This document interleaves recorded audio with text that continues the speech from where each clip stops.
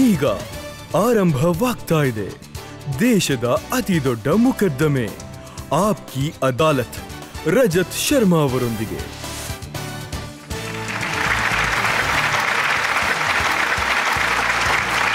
ನಮಸ್ಕಾರ. Thank you. Aapki ಅದಾಲತ್ಗೆ ನಿಮಗೆಲ್ಲ ಆತ್ಮೀಯವಾದಂಥ ಸ್ವಾಗತ. ಆಪ್ಕಿ ಅದಾಲತ್ನಲ್ಲಿ ಇವತ್ತಿನ ನಮ್ಮ ಅತಿಥಿ ಒಬ್ರು ಎಂಥ ವ್ಯಕ್ತಿ ಅಂತಂದ್ರೆ, ಅವರು ಸೂಪರ್ ಸ್ಟಾರ್ ಆಗಿದ್ರು ಕೂಡ ಅವರಲ್ಲಿ ಯಾವುದೇ ರೀತಿ ಸೂಪರ್ ಸ್ಟಾರ್ನ ಗತ್ತಿಲ್ಲ, ಮತ್ತೆ ಎಂಟ್ರಿ ಕೂಡ ಸೂಪರ್ ಸ್ಟಾರ್ ರೀತಿ ಅವರು ಮಾಡೋದಿಲ್ಲ. ಅವರು ತಮ್ಮ ಅದ್ಭುತವಾದಂಥ ನಟನೆಗೆ ಹೆಸರುವಾಸಿಯಾಗಿದ್ದಾರೆ.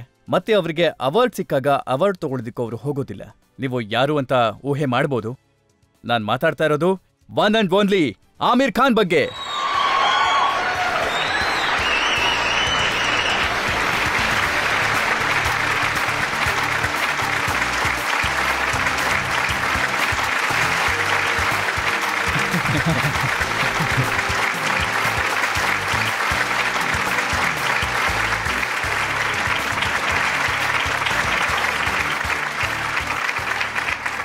ಮತ್ತೆ ನಮ್ಮ ಇವತ್ತಿನ ಕಾರ್ಯಕ್ರಮದ ಜಡ್ಜ್ ಕೂಡ ಬಹಳ ವಿಶೇಷವಾದವರು. ಭಾರತೀಯ ಸೇನೆಯ ಪರಾಕ್ರಮಿ ಸೋಲ್ಜರ್ ಇವರು, ಭಾರತೀಯ ಸೇನೆಯ ರಣನೀತಿಕಾರ ಇವರು. Please welcome lieutenant general retire Rameshwar Roy.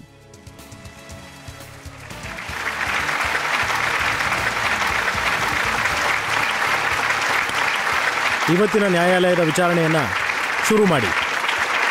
ಬನ್ನಿ ಹಾಗಿದ್ರೆ ಶುರು ಮಾಡೋಣ. ಆಪ್ಕಿ ಅದಾಲತ್ನಲ್ಲಿ ಇವತ್ತಿನ ಮೊಕದ್ದಮೆ ಸೂಪರ್ ಸ್ಟಾರ್ ಆಮಿರ್ ಖಾನ್ ಅವರ ಮೇಲೆ. ಮೊದಲ ಆರೋಪ. ಆಪ್ಕಿ ಅದಾಲತ್ನಲ್ಲಿ ಸೂಪರ್ ಸ್ಟಾರ್ ಆಮಿರ್ ಖಾನ್ ಮೇಲಿರುವ ಆರೋಪವೆಂದರೆ ಇವರು ದೇಶಭಕ್ತ ಅಲ್ಲ ಎಂಬುದು. ಆಮಿರ್, ಯಾವಾಗೆಲ್ಲ ನಿಮ್ಮ ಸಿನಿಮಾ ರಿಲೀಸ್ ಆಗತ್ತಲ್ಲ, ಆಗೆಲ್ಲ ನಿಮ್ಮ ದೇಶಭಕ್ತಿ ಮೇಲೆ ಪ್ರಶ್ನೆ ಉದ್ಭವ ಆಗತ್ತೆ. ಸೋಷಿಯಲ್ ಮೀಡಿಯಾದಲ್ಲಿ ಇತ್ತೀಚೆಗೆ ಬರೀತಾ ಇದ್ದಾರೆ, ಪೆಹಲ್ಗಾಮ್ನಲ್ಲಿ ಇಷ್ಟು ದೊಡ್ಡ ದುರಂತ ಆಗಿದೆ, ಅವರ ಧರ್ಮವನ್ನ ಕೇಳಿ ಜನಗಳಿಗೆ ಗುಂಡು ಹಾರಿಸಿದ್ದಾರೆ, ಆಮಿರ್ ಖಾನ್ ಸುಮ್ಮನೆ ಇದ್ದಾರೆ.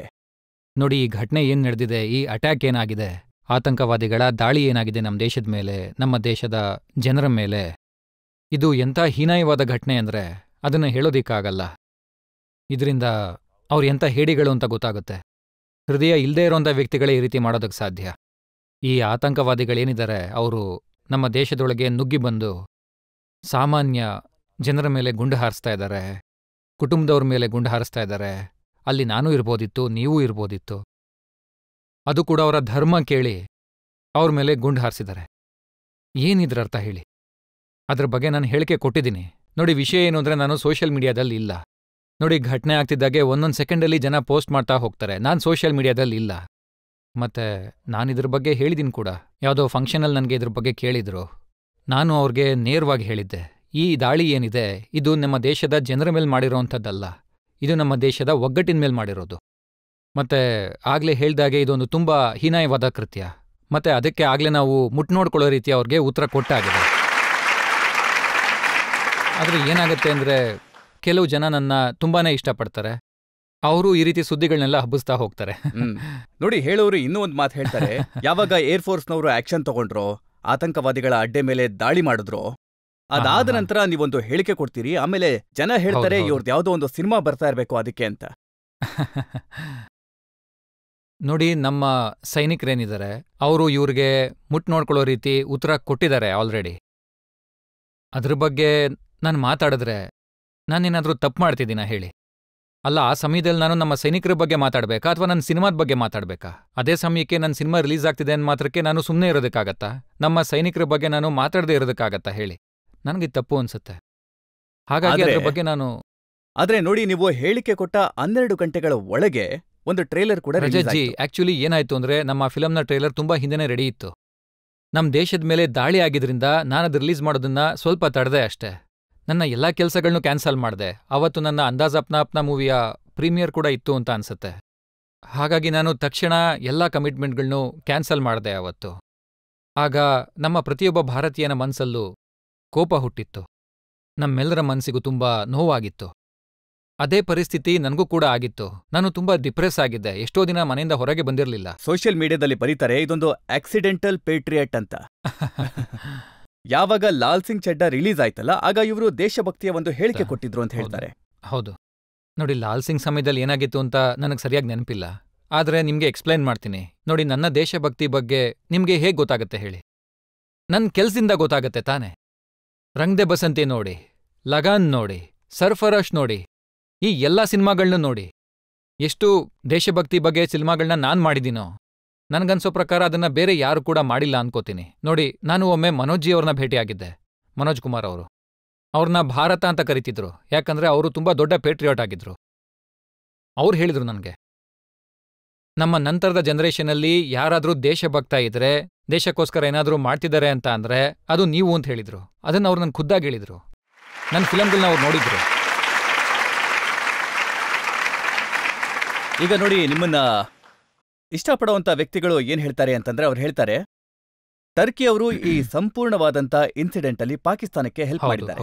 ಟರ್ಕಿ ಅವರು ನಮ್ಮ ದೇಶಕ್ಕೆ ದ್ರೋಹವನ್ನ ಬಗ್ತಿದ್ದಾರೆ, ಪಾಕಿಸ್ತಾನಕ್ಕೆ ಡ್ರೋನ್ನ ಕೊಟ್ಟಿದ್ದಾರೆ. ಆನಂತರ ಅವರು ನಿಮ್ಮ ಫೋಟೋನ ಪ್ರಿಂಟ್ ಮಾಡ್ತಾರೆ ಟರ್ಕಿ ಪ್ರೆಸಿಡೆಂಟ್ ಎರ್ದೋಗನ್ ಜೊತೆಗೆ. ಹೌದು. ನೋಡಿ, ಟರ್ಕಿ ಅವ್ರು ಮಾಡಿರೋಂಥ ಕೆಲಸ ತುಂಬಾ ದೊಡ್ಡ ತಪ್ಪು, ಮತ್ತೆ ಎಲ್ರಿಗೂ ಕೂಡ ಅದರಿಂದ ತುಂಬಾ ನೋವಾಗಿದೆ. ಕೆಲವು ವರ್ಷಗಳ ಹಿಂದೆ ಅವರಲ್ಲಿ ಭೂಕಂಪ ಸಂಭವಿಸ್ತು. ನಿಮ್ಗೆ ನೆನಪಿದೆ ಅನ್ಕೋತೀನಿ, ದೊಡ್ಡ ಭೂಕಂಪ. ಆಗ ಮೊದಲು ಸಹಾಯ ಮಾಡಿದ್ದು ಯಾರು ಹೇಳಿ? ಮೊದಲು ಸಹಾಯ ಮಾಡಿದ್ದು ನಮ್ಮ ದೇಶ, ನಮ್ಮ ಸರ್ಕಾರ ಏನಿದೆ ಅವ್ರಿಗೆ ಹೋಗಿ ಸಹಾಯ ಮಾಡಿದ್ರು. ಆ ಸಮಯ ನಮ್ಮ ಸರ್ಕಾರಕ್ಕೂ ಕೂಡ ಗೊತ್ತಿರಲಿಲ್ಲ. ನನಗೆ ಗೊತ್ತಿರಲಿಲ್ವಲ್ಲ, ಅದೇ ರೀತಿ ನಾನು ಎರ್ದೋಗನ್ ಅವ್ರನ್ನ ಭೇಟಿಯಾಗಕ್ಕೆ ಹೋಗಿದ್ನಲ್ಲ, ಹೇಗೆ ಸರ್ಕಾರ ಗೊತ್ತಿರಲಿಲ್ವೋ ಹಾಗೆ ನನಗೂ ಕೂಡ ಗೊತ್ತಿರಲಿಲ್ಲ 7 ವರ್ಷ ಆದ್ಮೇಲೆ ಟರ್ಕಿ ಈ ರೀತಿ ಮಾಡುತ್ತೆ ಅಂತ. ನಾವು ಸಹಾಯ ಹಸ್ತ ಚಾಚಿದ್ವಿ, ನಾವು ಅವ್ರಿಗೆ ಸಹಾಯ ಮಾಡಿದ್ವಿ. ಅವರ ಕಷ್ಟದ ಸಮಯದಲ್ಲಿ ನಾವು ಅವ್ರಿಗೆ ಸಹಾಯ ಮಾಡಿದ್ವಿ. ಅದು ಮೊದಲು ಹೋಗಿ ಸಹಾಯ ಮಾಡಿದವರು. ಆದ್ರೆ ಅವ್ರು ನಮಗೆ ಈ ರೀತಿ ಮಾಡೋದಾ? ಇದು ತುಂಬಾ ದೊಡ್ಡ ತಪ್ಪು. ಆದ್ರೆ ನನ್ನ ಫೋಟೋ ಆಗಿಂದು, ಆ ಸಮಯದಲ್ಲಿ ಸರ್ಕಾರ ಕೂಡ ಅವ್ರಿಗೆ ಸಹಾಯ ಮಾಡ್ತಾ ಇತ್ತು. ಹಾಗಾಗಿ ಫೋಟೋ ಇದೆ. ಹೌದು, ಎರ್ದೋಗನ್ ಅವರ ವೈಫ್ ಜೊತೆಗೆ. ಅದು ಅದಕ್ಕಿಂತ ಹಳೆ ವಿಷಯ.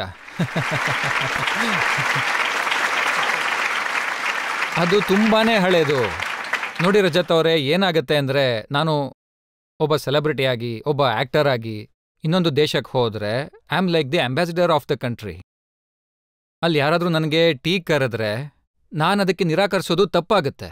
ಆ ರೀತಿ ನಮ್ಮ ಜೀವನದಲ್ಲೂ ಸಾಕಷ್ಟು ಆಗಿರುತ್ತೆ. ನೋಡಿ, ಟರ್ಕಿ ಏನ್ ಮಾಡಿದ್ರೋ ಅದು ತುಂಬಾ ದೊಡ್ಡ ತಪ್ಪು. ಅದರಿಂದ ಪ್ರತಿಯೊಬ್ಬರಿಗೂ ನೋವಾಗಿದೆ. ನೋಡಿ, ನಾವು ಅವ್ರಿಗೆ ಸಹಾಯ ಮಾಡಿದಕ್ಕೆ ಅವ್ರು ನೀಡಿದಂತ ಪ್ರತಿಕ್ರಿಯೆಯಿಂದ ನನಗೆ ಕೋಪ ಬಂದಿದೆ. ಕೆಲವರು ಹೇಳ್ತಾ ಇದ್ದಾರೆ ಬಾಯ್ಕಾಟ್ ಟರ್ಕಿ. ಯಾರು ಟರ್ಕಿಗೆ ಟ್ರಾವೆಲ್ ಮಾಡೋದಕ್ಕೆ ಪ್ಲಾನ್ ಮಾಡಿ ಸರಿಯಾಗಿ ಮಾಡಿದ್ದಾರೆ. ತುಂಬಾ ಒಳ್ಳೆ ವಿಷಯ ಅದು. ನೋಡಿ, ಅವರು ನಮ್ಮೇಲೆ ದಾಳಿ ಮಾಡೋರಿಗೆ ಸಪೋರ್ಟ್ ಮಾಡ್ತಾ ಇದ್ದಾರೆ. ನಮ್ಮೇಲೆ ದಾಳಿ ಮಾಡ್ತಿರೋಂಥ ಪಾಕಿಸ್ತಾನಕ್ಕೆ ಅವರು ಸಹಾಯ ಮಾಡ್ತಾ ಇದ್ದಾರೆ. ಅದು ಕೂಡ ಇಂಥ ಪರಿಸ್ಥಿತಿನಲ್ಲಿ ಅವರು ಪಾಕಿಸ್ತಾನಕ್ಕೆ ಸಹಾಯ ಮಾಡ್ತಿದಾರಲ್ಲ, ಅದು ತಪ್ಪಲ್ವಾ? ಅದು ನಾವು ಅವ್ರಿಗೆ ಸಹಾಯ ಮಾಡಿದ್ಮೇಲೆ ಇದು ತಪ್ಪಲ್ವಾ? ಇದು ತುಂಬಾ ದೊಡ್ಡ ತಪ್ಪು, ತುಂಬಾ ದೊಡ್ಡ ತಪ್ಪು. ಇನ್ನು ಕೆಲವರು ಹೇಳ್ತಾರೆ ಆಮಿರ್ ಖಾನ್ ತಮ್ಮ ಸಿನಿಮಾಗಳಲ್ಲಿ ಪಾಕಿಸ್ತಾನದ ಹೆಸರನ್ನ ತಗೊಳ್ಳೋದಿಲ್ಲ. ಪಾಕಿಸ್ತಾನದಲ್ಲಿ ಏನು ಆತಂಕವಾದಿಗಳಿದಾರಲ್ಲ, ಅವ್ರ ಬಗ್ಗೆ ಯಾವತ್ತೂ ಏನು ಮಾತಾಡೋದೇ ಇಲ್ಲ. ಭಾರತದ ಸಿನಿಮಾದ ಇತಿಹಾಸವನ್ನ ನೀವೊಮ್ಮೆ ತೆಗೆದು ನೋಡಿ. ಪ್ರತಿ ಬಾರಿ ನಮ್ಗೆ ಸೆನ್ಸರ್ ಬೋರ್ಡ್ ಏನ್ ಹೇಳುತ್ತೆ ಅಂದ್ರೆ, ನೀವು ನೆರೆಹೊರೆಯ ದೇಶ ಅಂತ ಹೇಳಿ ಹೆಸರು ತಗೋಬೇಡಿ ಅಂತ ಹೇಳುತ್ತೆ. ಹಾಗಾಗಿ ಮುಂಚಿನ ಫಿಲಂಗಳಲ್ಲಿ ಏನ್ ಹೇಳ್ತಿದ್ರು ಅಂದ್ರೆ, ಪಕ್ಕ ದೇಶ ದಾಳಿ ಮಾಡಿದೆ, ನೆರೆಹೊರೆಯ ದೇಶ ದಾಳಿ ಮಾಡಿದೆ ಅಂತ. ಅದು ಅವರು ಅಲೋ ಮಾಡ್ತಿರ್ಲಿಲ್ಲ. ಫಿಲಂಗಳಲ್ಲಿ ಪಕ್ಕ ದೇಶದ ಹೆಸರನ್ನ ತಗೊಳ್ಳೋದಿಕ್ಕೆ ಅಲೋ ಮಾಡ್ತಿರ್ಲಿಲ್ಲ. ನೆರೆಹೊರೆಯ ದೇಶ ಅಂತ ಹೇಳಬೇಕಿತ್ತು. ಆದ್ರೆ ನಿಮಗೆ ಗೊತ್ತಿದ್ಯಾ, ಸರ್ಫರೋಶ್, ನನ್ನ ಫಿಲಂ ಸರ್ಫರೋಶ್ ಏನಿದೆ, ಅದು ಇತಿಹಾಸದ ಮೊದಲನೇ ಫಿಲಂ. ಅದರಲ್ಲಿ ನಾವು ಓಪನ್ ಆಗಿ ಪಾಕಿಸ್ತಾನದ ಹೆಸರು ತಗೊಂಡಿದ್ವಿ, ISI ಹೆಸರು ಕೂಡ ತಗೊಂಡಿದ್ವಿ, ಓಪನ್ ಆಗಿ. ಜಾನ್ ಅವರು ಸೆನ್ಸರ್ ಇದನ್ನ ಪಾಸ್ ಮಾಡಲ್ಲ ಅಂತ ಹೇಳಿದ್ರು. ನಾನು ಅವ್ರಿಗೆ ಹೇಳ್ದೆ, ಯಾಕೆ ಪಾಸ್ ಮಾಡಲ್ಲ, ನಾವು ಅವ್ರಿಗೆ ಅರ್ಥ ಮಾಡ್ಸೋಣ ಅಂದೆ. ನೋಡಿ, ಪಾರ್ಲಿಮೆಂಟಲ್ಲಿ ಅಡ್ವಾಣಿಯವ್ರು ಹೇಳ್ಬೋದು ಅಂದ್ರೆ ಪಾಕಿಸ್ತಾನದವರು ನಮ್ಮ ಜೊತೆ ಕೆಟ್ಟದಾಗ ನಡ್ಕೋತಾ ಇದ್ದಾರೆ ಅಂತ, ISI ನಮ್ಮ ದೇಶದ ವಿರುದ್ಧ ಸಂಚು ಮಾಡ್ತಾ ಇದೆ ಅಂತ, ನಮ್ಮ ದೇಶದ ಮೇಲೆ ದಾಳಿ ನಡೆಸ್ತಾ ಇದೆ ಅಂತ. ನೋಡಿ, ಅಡ್ವಾಣಿಯವರು ಪಾರ್ಲಿಮೆಂಟಲ್ಲಿ ಹಾಗೆ ಹೇಳ್ತಾ ಇದ್ದಾರೆ, ಅದು ಕೂಡ ಪಬ್ಲಿಕ್ ಪ್ಲಾಟ್ಫಾರ್ಮಲ್ಲಿ. ಅಂದ್ಮೇಲೆ ನಾವ್ಯಾಕೆ ಹೇಳ್ಬಾರ್ದು? ಮತ್ತೆ ಆ ಬೇಸಿಸ್ ಮೇಲೆ ನಮಗೆ ಫಿಲಮಲ್ಲಿ ಪರ್ಮಿಷನ್ ಸಿಕ್ತು. ನಮ್ದು ಮೊದಲನೇ ಫಿಲಮ್ ಆಗಿತ್ತು ಆ ರೀತಿ ಓಪನ್ ಆಗಿ ಹೆಸರು ಹೇಳಿದ್ದು. ಅದಾದ್ಮೇಲೆ ಎಷ್ಟು ಫಿಲಂಗಳು ಬಂತೋ ಅದರಲ್ಲೆಲ್ಲ ನಾವು ಓಪನ್ ಆಗಿ ಪಾಕಿಸ್ತಾನ ಅಂತ ಹೇಳ್ತೀವಿ, ISI ಅಂತ ಹೇಳ್ತೀವಿ. ಸರ್ಫರೋಶ್ ಮೊದಲನೇ ಫಿಲಮ್ ಆಗಿತ್ತು. ನೋಡಿ, ಈಗ ಜನ ಹೇಳ್ತಾರಲ್ಲ ಪಾಕಿಸ್ತಾನ ವಿರುದ್ಧ ನಾನು ಮಾತಾಡಲ್ಲ ಅಂತ, ನಾನೇ ಮೊದಲನೇ ಬಾರಿಗೆ ಪಾಕಿಸ್ತಾನದ ಹೆಸರು ತಗೊಂಡಿದ್ದು. ಯಾರು ಕೂಡ ಆ ಧೈರ್ಯ ಮಾಡಿರಲಿಲ್ಲ. ನನಗೆ ನೆನಪಿದೆ, ಆ ಸಿನಿಮಾದಲ್ಲಿ ನಸರುದ್ದೀನ್ ಶಾ ಅವರನ್ನ ISI ಏಜೆಂಟ್ ಅಂತ ಹೇಳಿದ್ರು. ISI ಏಜೆಂಟ್ ಆಗಿದ್ರು. ಮತ್ತೆ ನೀವೇನು ಮಿರ್ಚಿ ಸೆಟ್ನ ಕ್ಯಾರೆಕ್ಟರ್ ಮಾಡಿದ್ರಲ್ಲ, ಅದೀಗ ಅದು ಸಾಬೀತಾಗ್ತಾ ಇದೆ, ಜನ ಹಾಗೆ ಮಾಡ್ತಿದ್ದಾರೆ. ಅಂದ್ರೆ ನೋಡಿ, ಇದು ತುಂಬಾ ದುಃಖ ತರೋಂಥ ವಿಷಯ ಆಗಿದೆ. ನೋಡಿ, ಈ ಪಾಕಿಸ್ತಾನ ಯಾವ ರೀತಿ ಕೆಲಸಗಳು ಮಾಡುತ್ತೆ, ತಪ್ಪು ಕೆಲಸಗಳನ್ನ ಮಾಡುತ್ತೆ, ಅದರಲ್ಲಿ ಅನ್ಫಾರ್ಚುನೇಟ್ಲಿ ನಮ್ಮ ದೇಶದ ಕೆಲವು ಜನ ಕೂಡ ಭಾಗಿಯಾಗಿರ್ತಾರೆ. ನನಗಂತೂ ಅದು ತುಂಬಾ ದುಃಖ ತರೋಂಥ ವಿಷಯ, ನಿಜ ಹೇಳ್ತಾ ಇದ್ದೀನಿ. ಸರ್ಫರೋಶಲ್ಲಿ ನನ್ನ ಕ್ಯಾರೆಕ್ಟರ್ ಏನಿತ್ತಲ್ಲ, ACP ರಾಥೋಡ್, ಅವನು ಎಲ್ರನ್ನೂ ಹಿಡ್ಕೊಡ್ತಾನೆ. ಆತ ಹಿಂದೂಸ್ತಾನಿ ಆಗಿರಲಿ ಅಥವಾ ಹಿಂದೂಸ್ತಾನದ ವಿರುದ್ಧ ಕೆಲಸ ಮಾಡೋರಾಗ್ಲಿ ಅಥವಾ ನಾಸೀರ್ ಅವರಾಗ್ಲಿ, ಆ ನಸೀರ್ ಅವ್ರ ಕ್ಯಾರೆಕ್ಟರ್ ಏನಿತ್ತು ISIಗೋಸ್ಕರ ಕೆಲಸ ಮಾಡೋದು. ಕೆಲವೊಮ್ಮೆ ಹಾಗಾಗಿ- ಜನ ಹೇಳ್ತಾರೆ ಎಲ್ಲ ಸಿನಿಮಾದವರಿಗೂ ಇರುವಂತ ಒಂದು ಚಿಂತೆ ಏನು ಅಂತಂದ್ರೆ ಅವರ ಸಿನಿಮಾ ಪಾಕಿಸ್ತಾನದಲ್ಲೂ ಓಡುತ್ತೆ, ಅಲ್ಲಿಂದ ಹೌದು. ಕೂಡ ಕಲೆಕ್ಷನ್ ಆಗತ್ತೆ, ಹೌದು ಹಾಗಾಗಿ ಸುಮ್ನೆ ಇದ್ಬಿಡ್ತಾರೆ, ಪಾಕಿಸ್ತಾನದ ವಿಚಾರವಾಗಿ ಏನೂ ಮಾತಾಡಲ್ಲ. ನೋಡಿ, ಸರ್ಫರೋಶ್ ಆದ್ಮೇಲೆ ನನಗೆ ತುಂಬಾನೇ ನೆಗೆಟಿವ್ ಕಮೆಂಟ್ಸ್ ಬಂದಿತ್ತು ಪಾಕಿಸ್ತಾನದ ಕಡೆಯಿಂದ. ನೀವು ನಮ್ಮ ಬಗ್ಗೆ ತಪ್ಪಾಗಿ ತೋರಿಸ್ತಾ ಇದ್ದೀರಾ, ಇದು ತಪ್ಪು ಅಂತೆಲ್ಲ ತುಂಬ ನೆಗೆಟಿವ್ ಕಮೆಂಟ್ಸ್ ಬಂದಿತ್ತು. ಇನ್ನೊಂದು ವಿಷಯ ಹೇಳ್ತೀನಿ ನಾನು ನಿಮಗೆ ದಂಗಲ್ ಫಿಲಮ್ ಗೊತ್ತಿದೆ ಅಲ್ವಾ? ನೋಡಿ, ದಂಗಲ್ ಫಿಲಮ್ನಲ್ಲಿ ಅಲ್ಲಿ Disney was the one of the producers. ಅವ್ರು ನನಗೆ ಹೇಳಿದ್ರು, ಅವ್ರೇನಂದ್ರು ಅಂದರೆ, ಪಾಕಿಸ್ತಾನದ ಸೆನ್ಸರಿಂದ ಒಂದು ರಿಯಾಕ್ಷನ್ ಬಂದಿದೆ. ಮೂವಿನಲ್ಲಿ ಕೊನೆಯಲ್ಲಿ ಗೀತಾ ಫೋಗಟ್ ಗೆಲ್ತಾರಲ್ಲ, ಅದಾದ್ಮೇಲೆ ನಮ್ಮ ರಾಷ್ಟ್ರಧ್ವಜನ ಹಾರಿಸಲಾಗುತ್ತೆ, ಆಮೇಲೆ ನಮ್ಮ ರಾಷ್ಟ್ರಗೀತೆ ಹೇಳ್ತಾರಲ್ಲಿ. ಹಾಗಾಗಿ ಅವ್ರು ಹೇಳಿದ್ರಂತೆ, ಈ 2 ವಿಷಯಗಳನ್ನ ತೆಗೆದ್ಬಿಡಿ, ನಮ್ಮ ನ್ಯಾಷನಲ್ ಆ್ಯಂಥಮ್ ತೆಗೆದ್ಬಿಡಿ, ಮತ್ತೆ ನಾವು ನ್ಯಾಷನಲ್ ಫ್ಲಾಗ್ನೇನು ಹಾರಿಸ್ತೀವಿ ಅದನ್ನ ತೆಗೆದ್ಬಿಡಿ ಅಂತ, ಇಲ್ಲಾಂದ್ರೆ ರಿಲೀಸ್ ಮಾಡೋಲ್ಲ ಅಂತ. ನಾನು ಡಿಸ್ನಿ ಅವ್ರಿಗೆ 1 ಸೆಕೆಂಡಲ್ಲಿ ಹೇಳಿದೆ, ನಮ್ಮ ಫಿಲಮ್ನ ಪಾಕಿಸ್ತಾನದಲ್ಲಿ ರಿಲೀಸ್ ಮಾಡೋದು ಬೇಡ ಅಂತ. ಅವ್ರು ಆಗ ಹೇಳಿದ್ರು,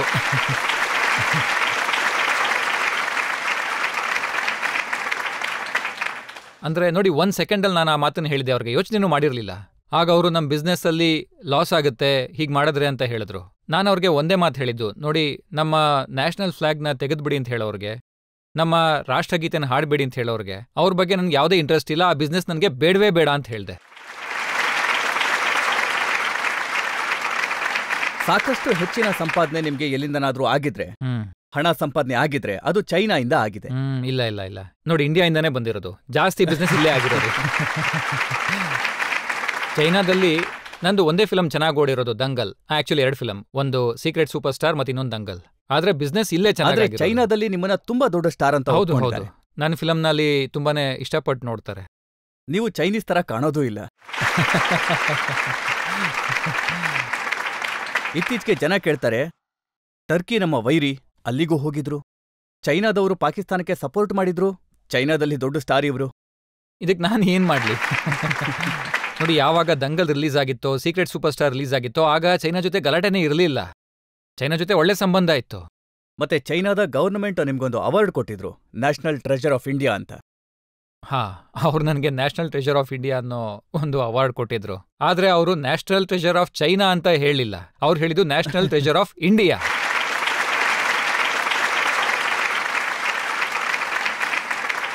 ಅಂದ್ರೆ ಅವರು ಒಪ್ಕೋತಾರೆ ನಾನು ಇಂಡಿಯಾದ ನ್ಯಾಷನಲ್ ಟ್ರೆಷರ್ ಅಂತ. ಆದ್ರೆ ಚೈನಾ ಇತ್ತೀಚೆಗೆ ನಮಗೆ ವೈರಿ ಆಗಿದಾರಲ್ಲ. ಹೌದು ಹೌದು, ನೀವೀಗ ಸರಿಯಾಗಿ ಹೇಳ್ತಾ ಇದ್ದೀರಾ. ನೋಡಿ, ನಮ್ಮ ದೇಶದ ವಿರುದ್ಧ ಯಾರೇ ನಿಂತ್ಕೊಂಡ್ರು ಕೂಡ ನನ್ನ ಸಪೋರ್ಟ್ ಯಾವಾಗಲೂ ಭಾರತದ ಪರವಾಗಿರುತ್ತೆ, ನಮ್ಮ ಆರ್ಮ್ಡ್ ಫೋರ್ಸಸ್ ಪರವಾಗಿರುತ್ತೆ, ನಮ್ಮ ದೇಶ ಜೊತೆ ನಾನು ನಿಂತಿರ್ತೀನಿ. ಇವತ್ತು ನೋಡಿ, ನಮ್ಮ ಇಂಟರ್ನ್ಯಾಷನಲ್ ಕಮ್ಯುನಿಟಿ ಏನಿದೆ ಅದು ಒಂದು ವಿಷಯನ ಅರ್ಥ ಮಾಡ್ಕೋಬೇಕು. ನೋಡಿ, ಅವರು ನಮ್ಮ ಇನ್ನಸೆಂಟ್ ಸಿವಿಲಿಯನ್ಸ್ನ ಒಂದು ಟೆರರಿಸ್ಟ್ ಆಕ್ಟ್ ಮೂಲಕ ಸಾಯಿಸಿದ್ದಾರೆ.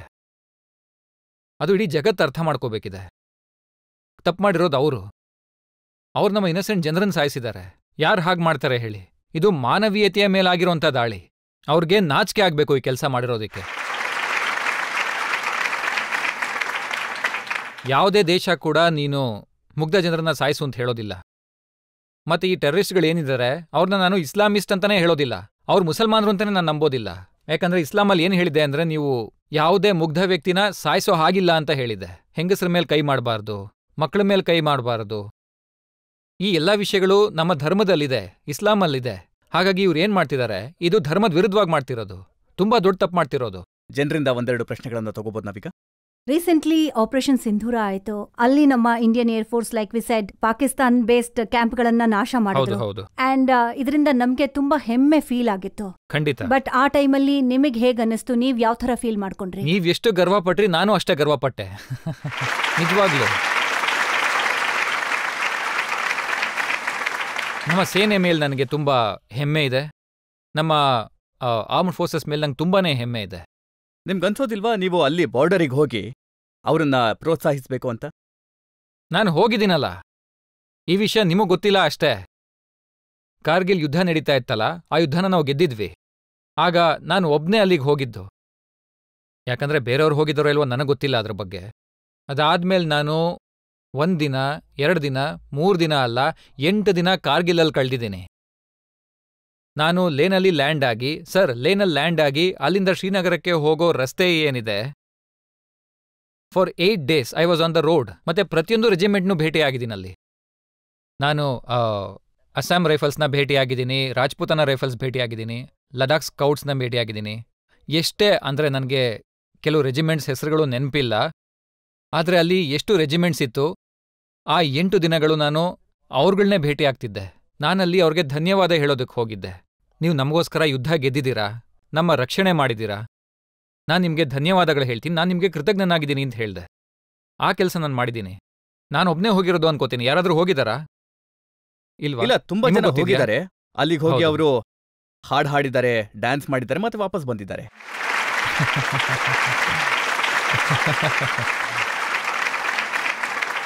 ಆದ್ರೆ ನೀವಲ್ಲಿಗೆ ಹೋಗಿದ್ರಲ್ಲ, ಅದ್ರ ವಿಚಾರ ನನಗೆ ನೆನಪಿದೆ. ನನಗೆ ಹೇಳಿದ್ರು ನೀವು ಆಫೀಸರ್ನ ಮೀಟ್ ಮಾಡ್ಲಿಲ್ವಂತೆ. ಹೌದು, ನನ್ನೊಂದು ರಿಕ್ವೆಸ್ಟ್ ಇತ್ತು ರಜತ್ ಅವರೇ. ಆರ್ಮಿಯವರ ಹೈಕಮಾಂಡ್ಗೆ ಒಂದು ರಿಕ್ವೆಸ್ಟ್ ಕಳಿಸಿದ್ದೆ. ಆ 8 ದಿನಗಳನ್ನ ನಾನು ಸೈನಿಕರ ಜೊತೆ ಕಳಿತೀನಿ ಅಂತ ಕೇಳಿದ್ದೆ. ಕೆಲವು ಆಫೀಸರ್ಸ್ ಕೂಡ ಅಲ್ಲೇ ಇದ್ರು, ಆದರೆ ನನಗೆ ಅಷ್ಟು ಸಮಯನ ಸೈನಿಕರ ಜೊತೆ ಕಳಿಬೇಕಿತ್ತು. ಹಾಗಾಗಿ ನಾನು ಅವ್ರಿಗೆ ರಿಕ್ವೆಸ್ಟ್ ಕಳಿಸಿದ್ದೆ, ನಾನು ಸೈನಿಕರ ಜೊತೆ ಮಾತ್ರ ಸಮಯ ಕಳಿತೀನಿ ಅಂತ. ಅವ್ರ ಜೊತೆ ಕೆಲವು ಆಫೀಸರ್ಸ್ ಕೂಡ ಇದ್ರು. ಮತ್ತೆ ಏನೋ ಒಂದು ವಿಷಯ ನೆನಪಿಗೆ ಬಂತು, ಆಗ್ಲೇ ಮರ್ತೋಯ್ತು ಯಾಕೋ. ನಿಜವಾಗ್ಲೂ ಗಜನಿ ಆಗ್ಬಿಟ್ಟೆ.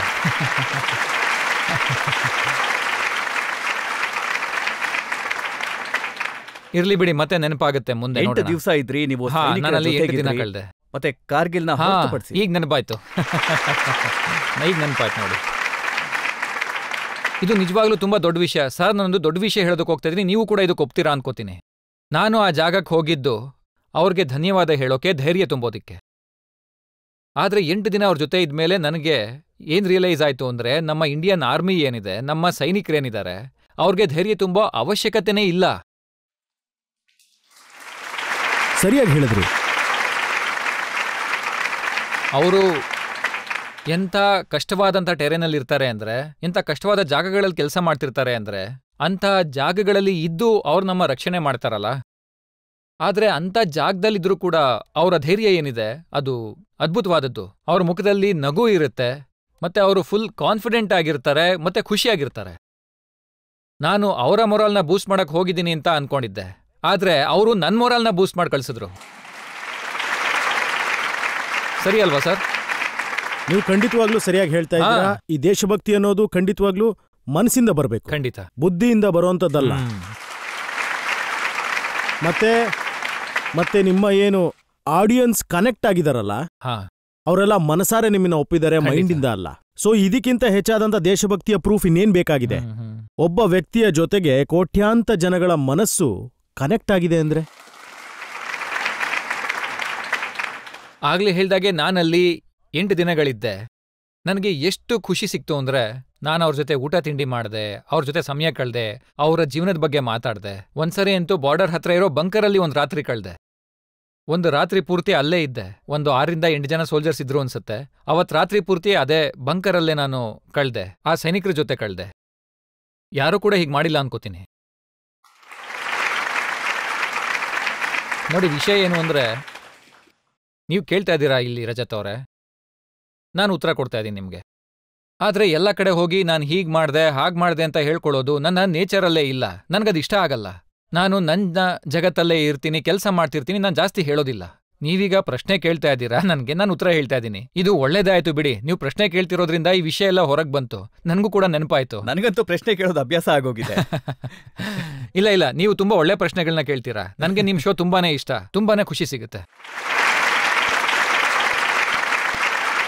ನಾವೀಗ ಒಂದು ಬ್ರೇಕ್ ತಗೊಳ್ಳೋಣ. ಬ್ರೇಕ್ನ ನಂತರ ಆಪ್ಕಿ ಅದಾಲತ್ನಲ್ಲಿ ಆಮೀರ್ ಖಾನ್ ಅವರ ಮೇಲೆ ಆರೋಪ ಮತ್ತೆ ಪ್ರಶ್ನೆಗಳ ಮತ್ತೊಂದು ಸುತ್ತು. ನೋಡಿ, ಅವ್ರು ಏನ್ ಹೇಳ್ತಾರೆ ಅಂದ್ರೆ, ಆಮೀರ್ ಖಾನ್ ಅವರ ಮೊದಲ ವೈಫ್ನ ಹೆಸರು ರೀನಾ, ಹೌದು, 2ನೇ ಅವರ ಹೆಸರು ಕಿರಣ್, ಮತ್ತೆ 3ನೇ ಅವರ ಹೆಸರು ಗೌರಿ.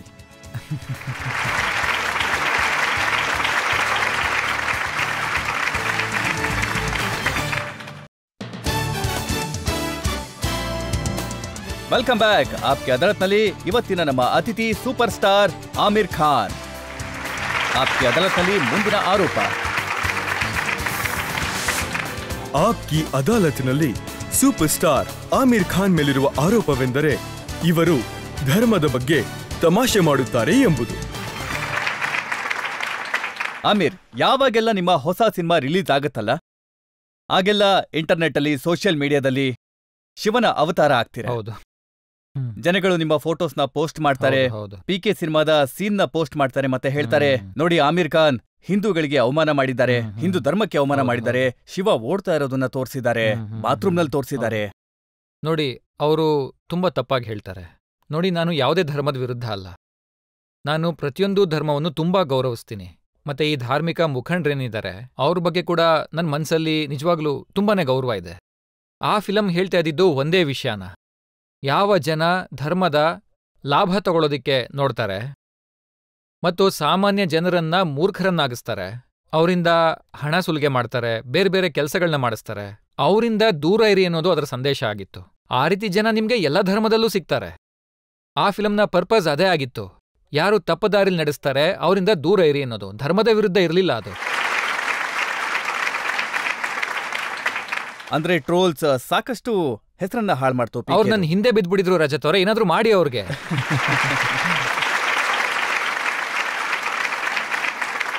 ಹಾ, ಅವ್ರಿಗೆ ಉತ್ತರನ ನಮ್ಮ ನೋಡಿ, audience ನಾನು ಕೊಡ್ತಾರಲ್ಲ, ಟ್ರೋಲ್ ಮಾಡೋರ್ಗೆ ಅದಕ್ಕೆ ಒಂದೇ ವಿಷಯ ಹೇಳೋದು, ನಾನು ಹಿಂದಿ ಫಿಲಂ ಇಂಡಸ್ಟ್ರಿ ಬಗ್ಗೆ ಹೇಳ್ತೀನಿ, ಬೇರೆ ಇಂಡಸ್ಟ್ರಿ ಬಗ್ಗೆ ಹೇಳೋದಿಲ್ಲ. ನೋಡಿ, ಹಿಂದಿ ಫಿಲಂ ಇಂಡಸ್ಟ್ರಿನಲ್ಲಿ ನೀವು ಹುಡುಕ್ ನೋಡಿ, ಅಥವಾ ಇಡೀ ದೇಶದಲ್ಲೇ ಒಮ್ಮೆ ಹುಡುಕ್ ನೋಡಿ.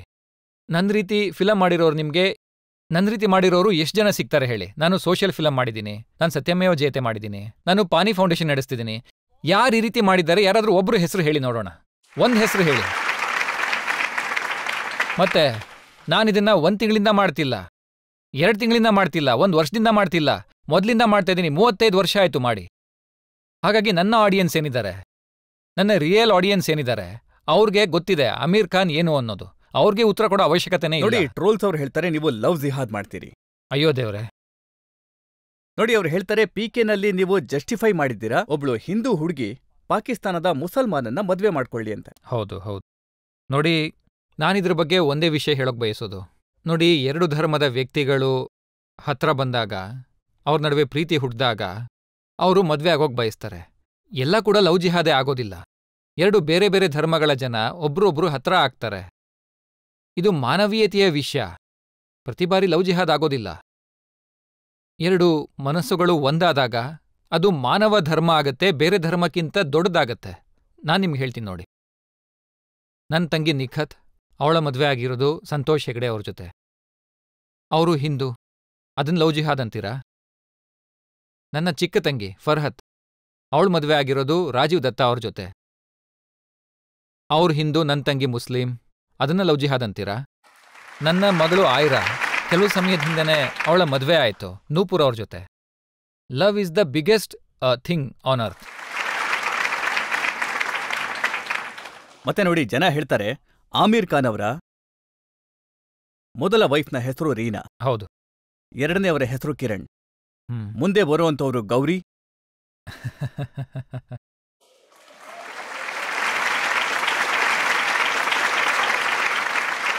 ಆದ್ರೆ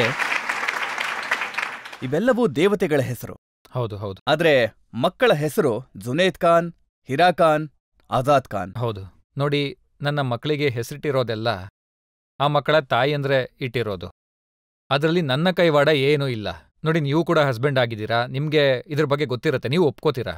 ಹಸ್ಬೆಂಡ್ಸ್ ಮಾತು ನಡೆಯೋದಿಲ್ಲ. ನೋಡಿ, ಹೆಂಡ್ತೀರೇ ಡಿಸೈಡ್ ಮಾಡ್ತಾರೆ ಮಕ್ಕಳ ಹೆಸರೇನಿರ್ಬೇಕು ಅಂತ.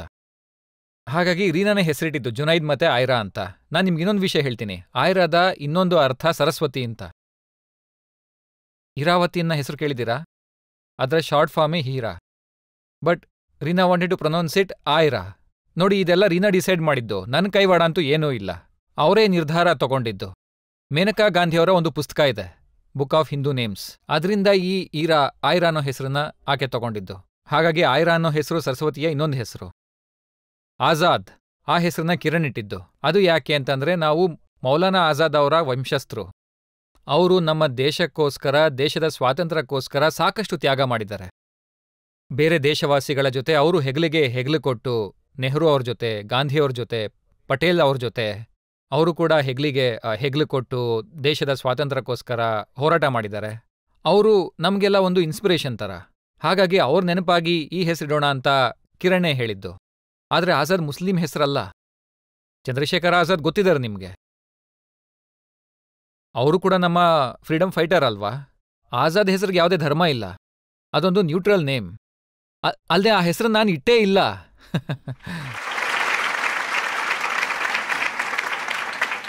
ಮತ್ತೊಂದು ರೀತಿಯ ಜನಗಳಿದ್ದಾರೆ, ಹೇಳಿ.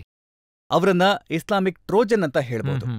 ಅವ್ರು ಹೇಳ್ತಾರೆ ಸಿಸ್ಟರ್ಸ್ ಮದ್ವೆನ ಹಿಂದೂಗಳ ಜೊತೆ ಮಾಡಿದ್ರು, ಹೆಣ್ಮಕ್ಳ ಮದ್ವೆನ ಹಿಂದೂಗಳ ಜೊತೆ ಮಾಡಿದ್ರು, ಮತ್ತೆ ಇವರು ಕಾಫಿರ್ ಅಲ್ವಾ? ನೋಡಿ, ಇಲ್ಲಿ ಏನ್ ನಡೀತಾ ಇದೆ ಅಂದ್ರೆ, ಎರಡೂ ಕಡೆಯಿಂದ ಟ್ರೋಲರ್ಸ್ ನನಗೆ ಅಟ್ಯಾಕ್ ಮಾಡ್ತಾ ಇದ್ದಾರೆ. ಅವ್ರೊಂದು ಹೇಳ್ತಾರೆ, ಇವ್ರೊಂದು ಹೇಳ್ತಾರೆ. ಇಬ್ರಿಗೂ ನಾನ್ ತಪ್ಪು ಅನ್ಸುತ್ತೆ. ಎರಡೂ ಕಡೆ ಟ್ರೋಲರ್ಸ್ಗೆ ನಾನು ತಪ್ಪು ಅನ್ನಿಸ್ತಾ ಇದ್ದೀನಿ ಅಂತ ಅಂದ್ರೆ ನಾವು ಅರ್ಥ ಮಾಡ್ಕೋಬೇಕು ನಾನು ಸರಿ ಇದ್ದೀನಿ ಅನ್ನೋದನ್ನ.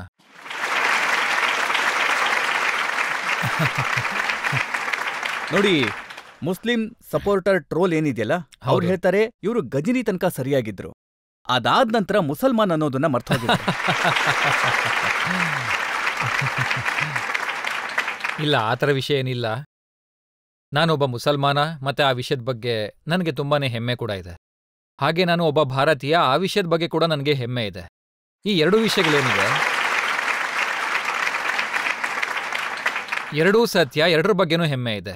ನೋಡಿ, ನೀವು ಸತ್ಯಮೇವ ಜಯತೆ ಮಾಡಿದ್ರಲ್ಲ, ಹಾ ನೋಡಿ, ಜನ ಹೇಳ್ತಾರೆ ನೀವು ಕೇವಲ ಹಿಂದೂಗಳ ಸಮಸ್ಯೆಗಳನ್ನ, ಹಿಂದೂಗಳ ಪ್ರಾಬ್ಲಮ್ನ ತಗೊಂಡ್ರಿ, ಅಲ್ಲಿ ಮುಸಲ್ಮಾನರ ಬಗ್ಗೆ ಏನು ಮಾತೇ ಆಡ್ಲಿಲ್ಲ, ಮತ್ತೆ ಸಾಕಷ್ಟು ಹಣ ಗಳಿಸಿದ್ರಿ ಅದರಿಂದ. ನೋಡಿ, ಅದರಿಂದ ದುಡ್ಡು ಮಾಡ್ಲಿಲ್ಲ, ದುಡ್ಡು ಕಳ್ಕೊಂಡಿದ್ದೀನಿ. ಯಾಕಂದ್ರೆ ನೋಡಿ, ಈ ವಿಷಯನ ಹೇಳ್ಬಾರ್ದು ಅಂದ್ಕೊಂಡಿದ್ದೆ, ಆದರೆ ಈ ವಿಚಾರ ಈಗಿಲ್ಲಿ ಬಂದಿರೋದ್ರಿಂದ ಹೇಳ್ತಾ ಇದ್ದೀನಿ. ಆ ಶೋನಲ್ಲಿ ಎಷ್ಟು ಆ್ಯಡ್ಸ್ ಇತ್ತಲ್ಲ, ನಾನು ಅವ್ರಿಗೆ ರಿಕ್ವೆಸ್ಟ್ ಮಾಡ್ಕೊಂಡೆ, ಟರ್ಮಿನೇಟ್ ಮಾಡಿದೆ. ತುಂಬ ದೊಡ್ಡ ಹಣಕಾಸಿನ ವಿಚಾರ ಅದು. ಅಂದರೆ ನನ್ನ ಅಪ್ಬ್ರಿಂಗಿಂಗ್ ಏನಿದೆ, ನನ್ನ ತಾಯಿ ನನ್ನ ಬೆಳೆಸಿರೋ ರೀತಿಯಿಂದ ಇದನ್ನೆಲ್ಲ ಹೇಳೋದು ನನಗೆ ತುಂಬ ಕಷ್ಟ ಆಗುತ್ತೆ. ಆದರೆ ಅದು ತುಂಬ ದೊಡ್ಡ ಹಣ ಆಗಿತ್ತು. ನನಗೆ ಆ ಶೋ ಮಾಡೋದಿಕ್ಕೆ ಏನು ಹಣ ಸಿಗ್ತಾ ಇತ್ತಲ್ಲ, ಅದಕ್ಕಿಂತ 6-7 ಪಟ್ಟು ಹೆಚ್ಚು ಹಣನ ನಾನು ಆಗ ಕಳ್ಕೊಂಡಿದ್ದೀನಿ. ನಾನು ಸುಳ್ಳು ಹೇಳ್ತಾ ಇಲ್ಲ. ಹಾಗೆ ಅಲ್ಲಿ ನನ್ನ ಜೊತೆ ಇದ್ದಂಥ ಟೀಮ್ ಏನಿತ್ತು, ಅವ್ರು ನನ್ನ ಬಗ್ಗೆ ಬೇಜಾರು ಮಾಡ್ಕೊಂಡಿದ್ರು, ನಷ್ಟ ಮಾಡ್ತಾ ಇದ್ದೀರಲ್ಲ ಅಂತ. ಮೊದಲು ನೀವು ಫಿಲಮ್ಗಳು ಜಾಸ್ತಿ ಮಾಡಲ್ಲ, ಆಮೇಲೆ ನೀವು ಈ ಶೋ ಮಾಡ್ತಾ ಇದ್ದೀರಾ, ಇದು ಯಾವುದೇ ಗೇಮ್ ಶೋ ಕೂಡ ಅಲ್ಲ, ನೀವು ಸೋಷಿಯಲ್ ಮೆಸೇಜ್ ಕೊಡೋ ಶೋ ಮಾಡ್ತಾ ಇದ್ದೀರಾ, ಅದಲ್ಲದೆ ಹಣ ಬೇರೆ ಕಳ್ಕೊತಿದ್ದೀರಾ, ನೀವು ನಿಮ್ಮ ಹಣ ಹಾಕ್ತಾ ಇದ್ದೀರಾ, ನೀವು ತಪ್ಪು ಮಾಡ್ತಾ ಇದ್ದೀರಾ ಅಂತ ಹೇಳಿದ್ರು. ಅದಿರಲಿ ಬಿಡಿ, ಈಗ ನಾನು ಶೋ ಬಗ್ಗೆ ಮಾತಾಡ್ತೀನಿ. ಶೋನಲ್ಲಿ ನಾವು ಸಮಾಜದ ವಿಷಯಗಳ ಬಗ್ಗೆ ನಾವು ಬೆಳಕು ಚೆಲ್ಲುವಂಥ ಪ್ರಯತ್ನ ಮಾಡಿದ್ವಿ. ನಾವು ಅರ್ಥ ಮಾಡ್ಕೊಳ್ಳೋ ಪ್ರಯತ್ನ ಮಾಡಿದ್ವಿ ಅಲ್ಲಿ ಸಮಾಜದ ಬಗ್ಗೆ, ಏನೇನು ಕಷ್ಟಗಳಿವೆ ಸಮಾಜದಲ್ಲಿ ಅಂತ. ನೀವು ಹಿಂದೂ ಆಗಿರ್ಬೋದು, ಮುಸಲ್ಮಾನ್ ಆಗಿರ್ಬೋದು, ಆದರೆ ನಾವಿಬ್ರು ಕೂಡ ಒಂದೇ ದೇಶದಲ್ಲಿ ವಾಸ ಮಾಡ್ತಾ ಇದ್ದೀವಲ್ವಾ, ಒಂದೇ ಸಮಾಜದಲ್ಲಿದ್ದೀವಲ್ವಾ. ಹಾಗಾಗಿ ಸಮಾಜದಲ್ಲಿ ಯಾವ ವಿಷಯಗಳು ತೊಂದರೆ ಕೊಡುತ್ತೋ ಅದು ಹಿಂದೂಗಳಿಗೂ ಕೊಡುತ್ತೆ, ಮುಸಲ್ಮಾನರಿಗೂ ಕೊಡುತ್ತೆ, ಸಿಖ್ಗಳಿಗೂ ಕೊಡುತ್ತೆ, ಕ್ರಿಶ್ಚಿಯನ್ಸ್ಗೂ ಕೊಡುತ್ತೆ, ಎಲ್ಲರಿಗೂ ಕೂಡ ತೊಂದರೆ ಕೊಡುತ್ತೆ. ಅಲ್ಲದೆ ಆ ಶೋನಲ್ಲಿ ನನ್ನ ಮುಖ್ಯವಾದ ಟಾಪಿಕ್ ಏನಾಗಿತ್ತು ಅಂದರೆ, ಐ ಥಿಂಕ್ ವಿಮೆನ್ ಇಶ್ಯೂಸ್ ಇತ್ತು ಅನ್ಸುತ್ತೆ. ಎರಡೂ ಧರ್ಮದ ಮಹಿಳೆಯರು ಅದೇ ತೊಂದರೆಗಳನ್ನ ಎದುರಿಸ್ತಾ ಇದ್ರಲ್ವಾ, ಡೊಮೆಸ್ಟಿಕ್ ವೈಲೆನ್ಸ್ನ ತಗೊಳ್ಳಿ, ಈ ಎಲ್ಲ ವಿಷಯಗಳು. ಹಾಗಾಗಿ ಆ ಶೋ ಯಾವುದೇ ಧರ್ಮದ ವಿರುದ್ಧ ಆಗಿರಲಿಲ್ಲ. ಹಾ, ನೋಡಿ, ಈಗ ಜನ ಯೋಚಿಸ್ತಾ ಇರ್ತಾರೆ, ಈತ ಎಂಥ ವ್ಯಕ್ತಿ. ನನಗೆ ಇನ್ನೊಂದು ವಿಷಯ ನೆನಪಾಯ್ತು, ನೀವು ನೋಡಿರ್ಬೋದು. ಸಾರಿ, ನೀವು ಆ ಫಿಲಮ್ ನೋಡಿರ್ಬೇಕಲ್ವಾ, ಸೀಕ್ರೆಟ್ ಸೂಪರ್ ಸ್ಟಾರ್. ಅದು ಯಾವ ಧರ್ಮದ ಬಗ್ಗೆ ಇತ್ತು ಅಂತ ಹೇಳಿ ನೀವು ಫಿಲಮ್ಮಲ್ಲಿ. ಮತ್ ನಾನೀಗೇನು ಹೇಳ್ತಿದ್ದೀನಿ, ಆ ಥರ ಎಲ್ಲ ಏನಿಲ್ಲ. ನಾವು ಕತೆಗಳನ್ನ ಮಾಡ್ತೀವಿ, ನಾವು ಸಮಾಜದ ವಿಷಯಗಳ ಬಗ್ಗೆ. ನಾನು ಆ್ಯಕ್ಚುಲಿ ಒಂದು ವಿಷಯ ಹೇಳ್ತೀನಿ ನನ್ನ ಬಗ್ಗೆ. ನನ್ನ ಸಾಕಷ್ಟು ಫಿಲಮ್ಗಳು, ಎಲ್ಲ ಫಿಲಮ್ ಅಂತ ಹೇಳೋದಿಲ್ಲ, ನನ್ನ ಸಾಕಷ್ಟು ಫಿಲಮ್ಗಳು ಸೋಷಿಯಲ್ ಥೀಮ್ಸ್ ಮೇಲಿರುತ್ತೆ. ಅದು ಯಾಕಿರುತ್ತೆ ಹೇಳಿ? ನಾನು ಸಿಂಗಿಂಗ್ ಮತ್ತು ಡ್ಯಾನ್ಸಿಂಗ್ ಮಾಡ್ಬೋದಲ್ವಾ, ನನ್ನ ಫಿಲಮಲ್ಲೂ ಐಟಮ್ ಸಾಂಗ್ಸ್ ಹಾಕ್ಸ್ಬೋದಲ್ವಾ, ನಾನು ಪೂರ್ತಿ ಆ್ಯಕ್ಷನ್ ಫಿಲಮ್ಸ್ ಮಾಡ್ಬೋದಲ್ವಾ, ಯಾರು ತಡೀತಾರ ನನ್ನ? ನನಗೂ ಡೈರೆಕ್ಟರ್ಸ್, ಪ್ರೊಡ್ಯೂಸರ್ಸ್ ಸಿಗ್ತಾರೆ, ನನಗಿಷ್ಟ ಬಂದಿದ್ದ ಫಿಲಮ್ ನಾನು ಮಾಡ್ಬೋದು ಅಲ್ವಾ. ಆದರೂ ನಾನು ಸೋಷಿಯಲ್ ಫಿಲಮ್ಸ್ಗಳನ್ನೇ ಯಾಕೆ ಚೂಸ್ ಮಾಡ್ತೀನಿ? ಯಾಕಂದ್ರೆ ನನ್ನ ಹೃದಯದಲ್ಲಿ ಈ ದೇಶಕ್ಕೋಸ್ಕರ, ನನ್ನ ಜನರಿಗೋಸ್ಕರ ತುಂಬ ಪ್ರೀತಿ ಇದೆ. ಎಲ್ಲರ ಜೀವನ ಸುಧಾರಿಸ್ಬೇಕು ಅನ್ನೋದು ನನ್ನ ಆಸೆ. ಹಾಗಾಗಿ ನಾನು ತಾರೆ ಜಮೀನ್ ಪರ್ ಮಾಡ್ತಿದ್ದೀನಿ. ಈಗ ನಾನು ತಾರೆ ಜಮೀನ್ ಪರ್ ಮಾಡ್ತಿರೋವಾಗ ನನ್ನ ಸುತ್ತಮುತ್ತ ಇರೋರು ನನಗೆ ಹೇಳ್ತಾರೆ, ಏನು ಡಾಕ್ಯುಮೆಂಟ್ರಿ ಮಾಡ್ತಿದ್ದೀರಾ ಅಂತ. ಲರ್ನಿಂಗ್ ಡಿಸೆಬಿಲಿಟಿ, ಡಿಸ್ಲೆಕ್ಸಿಯಾ, ಇದನ್ನೆಲ್ಲ ಯಾರು ನೋಡ್ತಾರೆ? ಅದು ಅಲ್ಲದೆ ಇಂಟರ್ವೆಲ್ ಆದ್ಮೇಲೆ ನೀವು ಮೂವಿಲಿ ಬರ್ತೀರಾ, ಈ ಫಿಲಮಿಂದ ನಿಮಗೆ ಲಾಸ್ ಆಗುತ್ತೆ, ಯಾರೂ ನೋಡಲ್ಲ, ಫ್ಲಾಪ್ ಆಗುತ್ತೆ ಅಂತ ಹೇಳ್ತಾರೆ. ಆದರೆ ನನಗದು ಮಾಡೋದು ಮುಖ್ಯ. ಅದು ತುಂಬ ಇಂಪಾರ್ಟೆಂಟ್ ಟಾಪಿಕ್ ಆಗಿದೆ. ನೀವು ಯೋಚನೆ ಮಾಡಿ, ನಮ್ಮ ದೇಶದಲ್ಲಿ ಲಕ್ಷಾಂತರ ಮಕ್ಕಳಿದ್ದಾರೆ. ಇವತ್ತವರೆಗೂ ಸಫರ್ ಮಾಡ್ತಾ ಇದ್ರು, ತೊಂದರೆಗೊಳಗಾಗಿದ್ರು. ಅವ್ರಿಗೆ ಬೈತಾ ಇದ್ರು, ಫಿಸಿಕಲಿ ಹೊಡಿತಾ ಇದ್ರು, ಅವ್ರಿಗೆ ಅವಮಾನ ಮಾಡ್ತಾ ಇದ್ರು.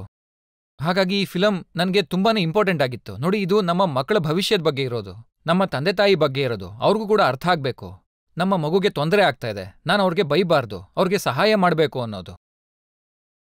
ನೋಡಿ, ನಾನು ದೇಶಕ್ಕೋಸ್ಕರ ಕೆಲಸ ಮಾಡ್ತಾ ಇದ್ದೀನಿ. ನೋಡಿ, ಜಾವೇದ್ ಅಖ್ತರ್ ಅವರು ಹೇಳ್ತಾರೆ, ಯಾವ್ದಾದ್ರೂ ಸಿನಿಮಾನ ಫ್ಲಾಪ್ ಮಾಡೋದಿಕ್ಕೆ ಏನೆಲ್ಲ ಬೇಕಾಗತ್ತಲ್ಲ ಅದನ್ನೆಲ್ಲ ನೀವು ನಿಮ್ಮ ಸಿನಿಮಾದಲ್ಲಿ ಹಾಕ್ತೀರಿ. ಅಷ್ಟಾದ್ಮೇಲೂ ಕೂಡ ಸಿನಿಮಾ ಸೂಪರ್ ಹಿಟ್ ಆಗತ್ತೆ. ಹಾ, ನನಗೆ ನೆನಪಿದೆ. ನನಗೀಗಲೂ ನೆನಪಿದೆ, ಜಾವೇದ್ ಸಾಹೇಬ್ರು ನನಗೆ ಲಗನ್ ಟೈಮಲ್ಲಿ ಹೇಳಿದ್ರು, ಈ ಫಿಲಮ್ನ ಮಾಡಬೇಡಿ, ಇದು ಸಕ್ಸಸ್ ಆಗೋದಿಲ್ಲ ಅಂತ. ಮತ್ತೆ 1.5 ಗಂಟೆ ಕಾಲ ಅವ್ರು ನಮಗೆ ಬುದ್ಧಿವಾದ ಹೇಳಿದ್ರು, ಟ್ರೈ ಮಾಡಿದ್ರು ನಮ್ಗೆ ಅರ್ಥ ಮಾಡಿಸೋದಿಕ್ಕೆ, ಈ ಫಿಲಮ್ ಮಾಡಿಬಿಡಿ ಅಂತ. ಆದರೆ ನನಗೆ ಆ ಫಿಲಮ್ ತುಂಬಾನೇ ಇಷ್ಟ ಆಗಿತ್ತು. ಆ ಲಗಾನ್ ಕಥೆ ಏನಿತ್ತು ಅದಂಗೆ ತುಂಬಾನೇ ಇಷ್ಟ ಆಗಿತ್ತು. ನಾವು ಮಾಡೇ ಬಿಟ್ವಿ ಅದನ್ನ. ಆದರೆ ಜಾವೇದ್ ಸಾಹೇಬ್ರ ದೊಡ್ಡತನ ನೋಡಿ, ಅದು ಅವ್ರ ದೊಡ್ಡತನ ಅಂತ ಹೇಳ್ತೀನಿ. ಅವ್ರು ಪಬ್ಲಿಕಲಿನೂ ಹೇಳ್ತಾರೆ, ನಾನು ಅಮೀರ್ನ ತಡೆದಿದ್ದೆ, ಆದರೆ ಅಮೀರ್ ನನ್ನ ಮಾತು ಕೇಳಿಲ್ಲ, ಆ ಫಿಲಮ್ ಮಾಡ್ದೆ ಎಷ್ಟು ಸಕ್ಸಸ್ ಆಯಿತು ಅಂತ. ಹಾ, ಹೌದು, ಒಮ್ಮೆ ಆ ರೀತಿ ಆಗಿತ್ತು. ಆ ಥರ ಸಾಕಷ್ಟು ಸಲ ಆಗಿದೆ. ಇನ್ನೊಂದೆರಡು ಪ್ರಶ್ನೆಗಳನ್ನ ಜನತೆಯಿಂದ ತಗೊಳ್ಳೋಣ. ನನ್ ಪ್ರಶ್ನೆ ಏನಂದ್ರೆ, ನಿಮ್ಗೆ ಸೋಷಿಯಲ್ ಮೀಡಿಯಾದಲ್ಲಿ ತುಂಬಾ ಜನಗಳು ಬಾಯ್ಕಾಟ್ಗೆ ಕಾಲ್ ಮಾಡ್ತಾ ಇರ್ತಾರೆ, ಅದರಿಂದ ನಿಮ್ಗೇನಾದ್ರೂ ವ್ಯತ್ಯಾಸ ಆಗತ್ತಾ? ನೋಡಿ, ನನ್ಗನ್ಸೋ ಪ್ರಕಾರ ನಮ್ಮ ದೇಶದ ಜನತೆ ಏನಿದೆ ಅವ್ರಿಗೆ ನನ್ನ ಬಗ್ಗೆ ಗೊತ್ತಿದೆ.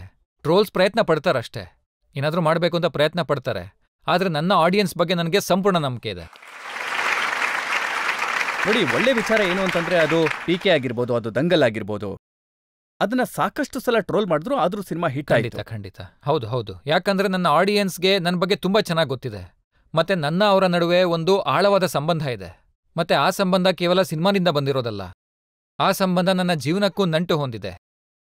ನೋಡಿ, ನನ್ನಿಂದನೂ ಕೂಡ ತಪ್ಪಾಗಿದೆ, ಯಾರಿಂದ ಆಗಲ್ಲ ಹೇಳಿ, ನನ್ನಿಂದ ಕೂಡ ತಪ್ಪಾಗಿದೆ. ಆದ್ರೆ ತಪ್ಪುಗಳಿಂದ ನಾನು ಕಲ್ತಿದ್ದೀನಿ. ಮತ್ತೆ ನಾವೊಂದು ಬ್ರೇಕ್ನ ನಂತರ ನಿಮ್ಮ ತಪ್ಪಿನ ಬಗ್ಗೆ ಮಾತಾಡೋಣ. ನಾವೊಂದು ಬ್ರೇಕ್ ತಗೊಳ್ಳೋಣ. ಬ್ರೇಕ್ನ ನಂತರ ಆಪ್ಕಿ ಅದಾಲತ್ನಲ್ಲಿ ಆಮೀರ್ ಖಾನ್ ಅವರ ಮೇಲೆ ಆರೋಪ ಮತ್ತೆ ಪ್ರಶ್ನೆಗಳ ಮತ್ತೊಂದು ಸುತ್ತು. ಆಗ ನನಗೆ ತುಂಬಾ ಬೇಜಾರಾಯ್ತು, ನಂಗೆ ತುಂಬಾ ಕೋಪ ಬಂತು. ನನಗೆ ನನ್ನ ಮೇಲೆ ಕೋಪ ಬಂತು. ನಾನು ಏನ್ ಮಾಡ್ದೆ ಅಂತ, ಈ ರೀತಿ ಹೇಗ್ ಮಾಡ್ದೆ ಅಂತ. ಆಗ ನಾನು ನಿರ್ಧಾರ ಮಾಡಿದೆ, ಇದಾದ್ಮೇಲೆ ನಾನು ಯಾವುದೇ ಫಿಲಮ್ ಮಾಡಲ್ಲ ಅಂತ.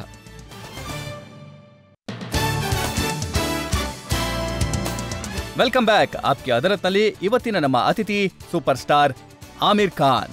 ಆಪ್ಕಿ ಅದಾಲತ್ನಲ್ಲಿ ಮುಂದಿನ ಆರೋಪ. ಆಪ್ಕಿ ಅದಾಲತ್ನಲ್ಲಿ ಸೂಪರ್ ಸ್ಟಾರ್ ಆಮೀರ್ ಖಾನ್ ಮೇಲಿರುವ ಆರೋಪವೆಂದರೆ ಇವರು ಎಲ್ಲರೊಂದಿಗೆ ಜಗಳವಾಡುತ್ತಾರೆ ಎಂಬುದು. ನಿಮ್ಮ ಜಗಳದ ಬಗ್ಗೆ ಇತ್ತೀಚೆಗೆ ತುಂಬಾ ಚರ್ಚೆ ಆಗ್ತಿದೆ. ಕಿರಣ್ ರಾವ್ ಅವರ ಜೊತೆ ನೀವು ಜಗಳ ಮಾಡಿದ್ರಿ, ಸಾಕಷ್ಟು ದಿನದವರೆಗೆ ನೀವು ಮಾತಾಡ್ಲಿಲ್ಲ. ಹೌದು ಹೌದು ಹೌದು. ಆಕ್ಚುಲಿ ಇದು ಜಗಳದ ಬಗ್ಗೆ ಅಲ್ಲ. ನಾನು ಯಾರ ಜೊತೆನೂ ಜಗಳ ಆಡಲ್ಲ, ಅದು ನನ್ನ ನೇಚರಲ್ಲೇ ಇಲ್ಲ. ಯಾರ ಜೊತೆನೂ ಜಗಳ ಆಡಲ್ಲ. ಯಾರಾದ್ರೂ ನನಗೆ ಹರ್ಟ್ ಮಾಡಿದಾಗ, ನನ್ನ ಮನಸ್ಸಿಗೆ ನೋವುಂಟು ಮಾಡಿದಾಗ, ಕಷ್ಟ ಕೊಟ್ಟಾಗ, ನಾನು ಆಗ ಸೈಲೆಂಟ್ ಆಗೋಗ್ತೀನಿ. ಯಾಕಂದ್ರೆ ಯಾವುದೋ ಒಂದು ಸ್ಟೀಲ್ ಗೋಡೆಗಳು ನನ್ನ ಸುತ್ತ 4 ಕಡೆ ಬರೋ ಥರ ಆಗೋಗುತ್ತೆ. ಮತ್ತೆ ಯಾವ ವ್ಯಕ್ತಿ ನನ್ನ ಜೊತೆ ತಪ್ಪಾಗಿ ನಡ್ಕೊಂಡಿದ್ದಾರೋ ನಾನು ಅವ್ರ ಜೊತೆ ಮಾತಾಡಲ್ಲ, ಅವ್ರ ಮಾತನ್ನೂ ಕೇಳೋದಿಲ್ಲ, ಅವ್ರಿಗೆ ಉತ್ತರನೂ ಕೊಡೋದಿಲ್ಲ. ನಾನು ಒಂದು ರೀತಿ ಐಸೋಲೇಟ್ ಮಾಡ್ಕೊಂಡ್ಬಿಡ್ತೀನಿ ನನ್ನನ್ನು. ನನಗೆ ಎಷ್ಟು ನೋವಾಗುತ್ತೆ ಅಂದರೆ, ಎಷ್ಟು ಹರ್ಟ್ ಆಗುತ್ತೆ ಅಂದರೆ, ನಾನು ಅವ್ರ ಜೊತೆ ಎಲ್ಲ ಮಾತುಕತೆನೂ ನಿಲ್ಲಿಸ್ಬಿಡ್ತೀನಿ. ಅಂದರೆ ಒಂದು ರೀತಿಯಲ್ಲಿ ಕಟ್ ಆಫ್ ಆಗೋಗ್ತೀನಿ. ಅವ್ರಿಗೆ ನಾನು ಆಮೇಲೆ ಅವ್ರಿಗೆ ಅವಕಾಶನೇ ಕೊಡೋದಿಲ್ಲ. ಅದು ತಪ್ಪು ಅಂತ ಗೊತ್ತು, ನಾನು ಅದನ್ನು ಒಪ್ತೀನಿ, ನನಗೂ ಗೊತ್ತಿದೆ. ನೋಡಿ, ತಪ್ಪುಗಳು ಆಗತ್ತೆ ಮನುಷ್ಯರಿಂದ. ನಿಮ್ಮಿಂದ ನೋವಾಗಿದೆ ಅಂತಂದ್ರೆ ನೀವು ಅವ್ರನ್ನ ಕ್ಷಮಿಸ್ಬಿಡ್ಬೇಕಷ್ಟೇ. ಕ್ಷಮಿಸೋದಕ್ಕಿಂತ ದೊಡ್ಡದು ಯಾವುದೂ ಕೂಡ ಇಲ್ಲ, ಅದಕ್ಕಿಂತ ದೊಡ್ಡದು ಯಾವುದೂ ಇಲ್ಲ. ಆದ್ರೆ ಅದಕ್ಕೆ ಮೊದಲು ನೀವು ಇನ್ನೇನಾದರೂ ಹೇಳೋದಕ್ಕೆ ಮುಂಚೆ ತುಂಬ ಅಟ್ಯಾಕಿಂಗ್ ಮಾಡಲಿರ್ತಾರೆ ರಜತ್ ಅವರು.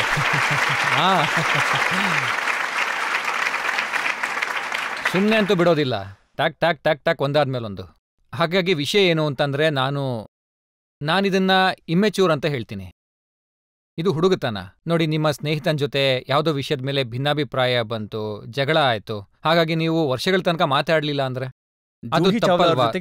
7 ವರ್ಷ ಮಾತಾಡಲಿಲ್ಲ. ಹೌದು ಹೌದು, ಅವ್ರ ಜೊತೆ 7 ವರ್ಷ ಮಾತಾಡ್ಲಿಲ್ಲ ನಾನು. ಅದು ಹುಡುಗತನ ಅಲ್ವಾ? ಅದು ಈಗೋ ಅಲ್ವಾ? ನೋಡಿ, ಈಗೋ ಬಂದ್ಬಿಡುತ್ತೆ. ನಾನೇ ಸರಿ, ಅವ್ರ ತಪ್ಪು ಅನ್ನೋದು, ಅವ್ರನ್ನ ಕ್ಷಮಿಸೋದು ಇಲ್ಲ ಆಗ ನಾನು. ಅದು ತಪ್ಪು. ಆ ಒಂದು ಗುಣ ನನ್ನಲ್ಲೂ ಕೂಡ ಇತ್ತು ಅಂತ ಗೊತ್ತು ನನಗೆ. ಆಮೇಲೆ ನಾನು ಕೆಲವು ವರ್ಷಗಳ ಹಿಂದೆ ಥೆರಪಿ ಕೂಡ ತಗೊಂಡೆ. ನನಗೆ ಹೆಲ್ಪ್ ಆಯ್ತು ಅದರಿಂದ. ಅದಾದ್ಮೇಲೆ ನನಗೆ ನನ್ನ ಬಗ್ಗೆನೇ ಕೆಲವು ವಿಷಯಗಳು ಅರ್ಥ ಆಗೋಕ್ಕೆ ಶುರುವಾಯಿತು. ಈ ರೀತಿಯೆಲ್ಲ ನಾನು ಇರಬಾರ್ದು ಅಂತ ಅಂದ್ಕೊಂಡೆ. ನಾನು ಜಡ್ಜ್ಮೆಂಟಲ್, ಅನ್ಫರ್ಗಿವಿಂಗ್, ಯಾರನ್ನೂ ಕೂಡ ಕ್ಷಮಿಸೋದೇ ಇಲ್ಲ, ಇದೆಲ್ಲ ತಪ್ಪು ಅಂತ ಅರ್ಥ ಆಯಿತು. ಆಮೇಲೆ ನಾನು ನನ್ನನ್ನು ನಾನೇ ಸುಧಾರಿಸ್ಕೊಳ್ತಾ ಹೋದೆ. ನಾನೊಂದು ಇಂಟರ್ವ್ಯೂನಲ್ಲಿ ನೋಡಿದ್ದೆ ನಿಮ್ಗೆ ನಿದ್ದೆ ತುಂಬಾ ಡೀಪ್ ಆಗಿ ಬರುತ್ತೆ ಅಂತ. ನೀವು ಒಂದ್ಸಲ ನಿದ್ದೆ ಮಾಡಿದ್ರೆ ಎಪಿಸೋಡ್ ತುಂಬಾ ಕಷ್ಟ ಅಂತ ಕೇಳಿದ್ದೀನಿ. ಅದಂತೂ ಅದು ಹೌದು. ನಿಜನಾ ಸರ್? ನೀವು ಹೇಳಿದ್ದು ಖಂಡಿತ ಸರಿಯಾಗಿದೆ. ನನ್ನ ಫ್ಯಾಮಿಲಿಯವರು, ನನ್ನ ಫ್ರೆಂಡ್ಸ್ ಎಲ್ಲ ನನ್ನ ಕುಂಭಕರ್ಣ ಅಂತ ಕರೀತಾರೆ. ಯಾಕಂದ್ರೆ ಒಂದ್ಸರಿ ನಾನು ಮಲಗಿದ್ರೆ ಆಮೇಲೆ ನನ್ನ ಏಳ್ಸೋದು ತುಂಬಾನೇ ಕಷ್ಟ. ಮತ್ತೆ ಹಾಗೆ ನಾನು ಸಾಕಷ್ಟು ಗಂಟೆಗಳ ಕಾಲ ನಿದ್ದೆ ಇಲ್ಲದೆ ಕೆಲಸನೂ ಮಾಡಬಲ್ಲೆ.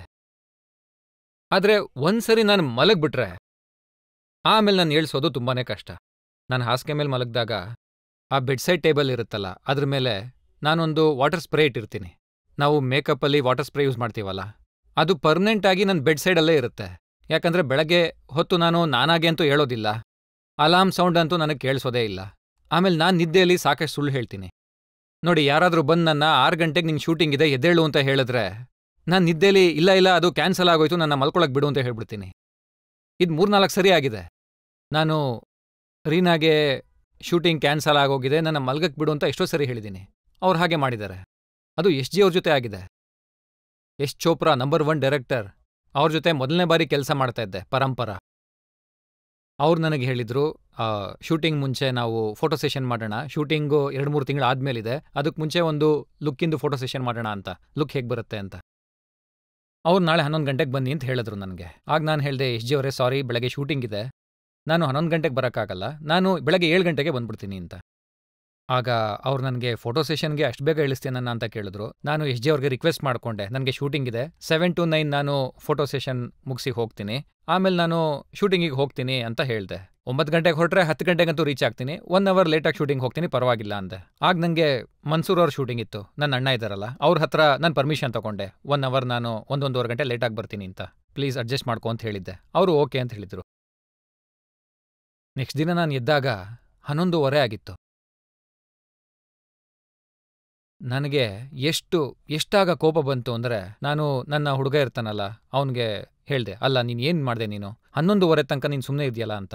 ನಾನು 7 ಗಂಟೆಗೆ ಹೋಗ್ಬೇಕಿತ್ತು, ಅದು ಕೂಡ ಯಶ್ ಚೋಪ್ರಾ ಅವ್ರ ಹತ್ರ, ಮೊದಲನೇ ಬಾರಿ ಅವ್ರ ಹತ್ರ ಕೆಲಸ ಮಾಡ್ತಾ ಇದ್ದೆ ನಾನು. ಅವ್ರು ಏನು ಅನ್ಕೋತಾರೆ. ಆಮೇಲೆ 10 ಗಂಟೆಗೆ ಮನ್ಸೂರ್ ಅವರ ಶೂಟಿಂಗ್ ಕೂಡ ಇತ್ತು, ಅದಕ್ಕೂ ಕೂಡ ಹೋಗೋಕ್ಕಾಗಲಿಲ್ಲ. ಈಗ ನನ್ನ 11:30ಗೆ ಎಬ್ಬಿಸ್ತಾ ಇದ್ದೀರಲ್ಲ ಅಂದೆ. ಆಗ ರೀನಾ ಹೇಳಿದ್ಲು, ಶಟ್ ಅಪ್. ರೀನಾ ನನಗೆ ಬೈದ್ಲು. ನನಗೆ ಆಶ್ಚರ್ಯ ಆಯಿತು, ಏನಾಯ್ತು ಅಂದೆ. ಆಗ ರೀನಾ ಹೇಳಿದ್ಲು, ನೀವು ನಮಗೆ 5 ಗಂಟೆಗೆ ಎಬ್ಸಿ ಅಂತ ಹೇಳಿದ್ರಿ, ನಾವು ಕರೆಕ್ಟಾಗಿ 5 ಗಂಟೆಗೆ ಎಬ್ಸಿದ್ವಿ, ನಾವು 5 ಗಂಟೆಗೆ ಎಬ್ಬಿಸಿದಾಗ ಫೋಟೋ ಸೆಷನ್ ಕ್ಯಾನ್ಸಲ್ ಆಯಿತು ಅಂತ ನೀವು ಹೇಳಿದ್ರಿ.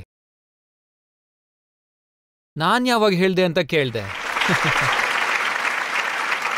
ನಾನು ಆಗಂತೂ ನಿಜವಾಗ್ಲೂ ದೊಡ್ಡ ಶಾಕಲ್ಲಿದ್ದೆ. ಅಲ್ಲ, ನಾನು ಮಲ್ಗಿದ್ದೆ, ನಾನು ಹೇಗೆ ಹೇಳೋಕ್ ಸಾಧ್ಯ ಅಂತ. ಆಗ ಹೌದು ನೀವು ಮಲ್ಗಿದ್ರಿ, ಎಬ್ಬಿಸಿದಾಗ ಅದನ್ನ ಹೇಳ್ಬಿಟ್ಟು ಮತ್ತೆ ಮಲ್ಕೊಂಡ್ರಿ ಅಂದ್ರು. ಅಲ್ಲ, ನಾನು ಸುಳ್ಳು ಹೇಳೋಕ್ ಹೇಗೆ ಸಾಧ್ಯ?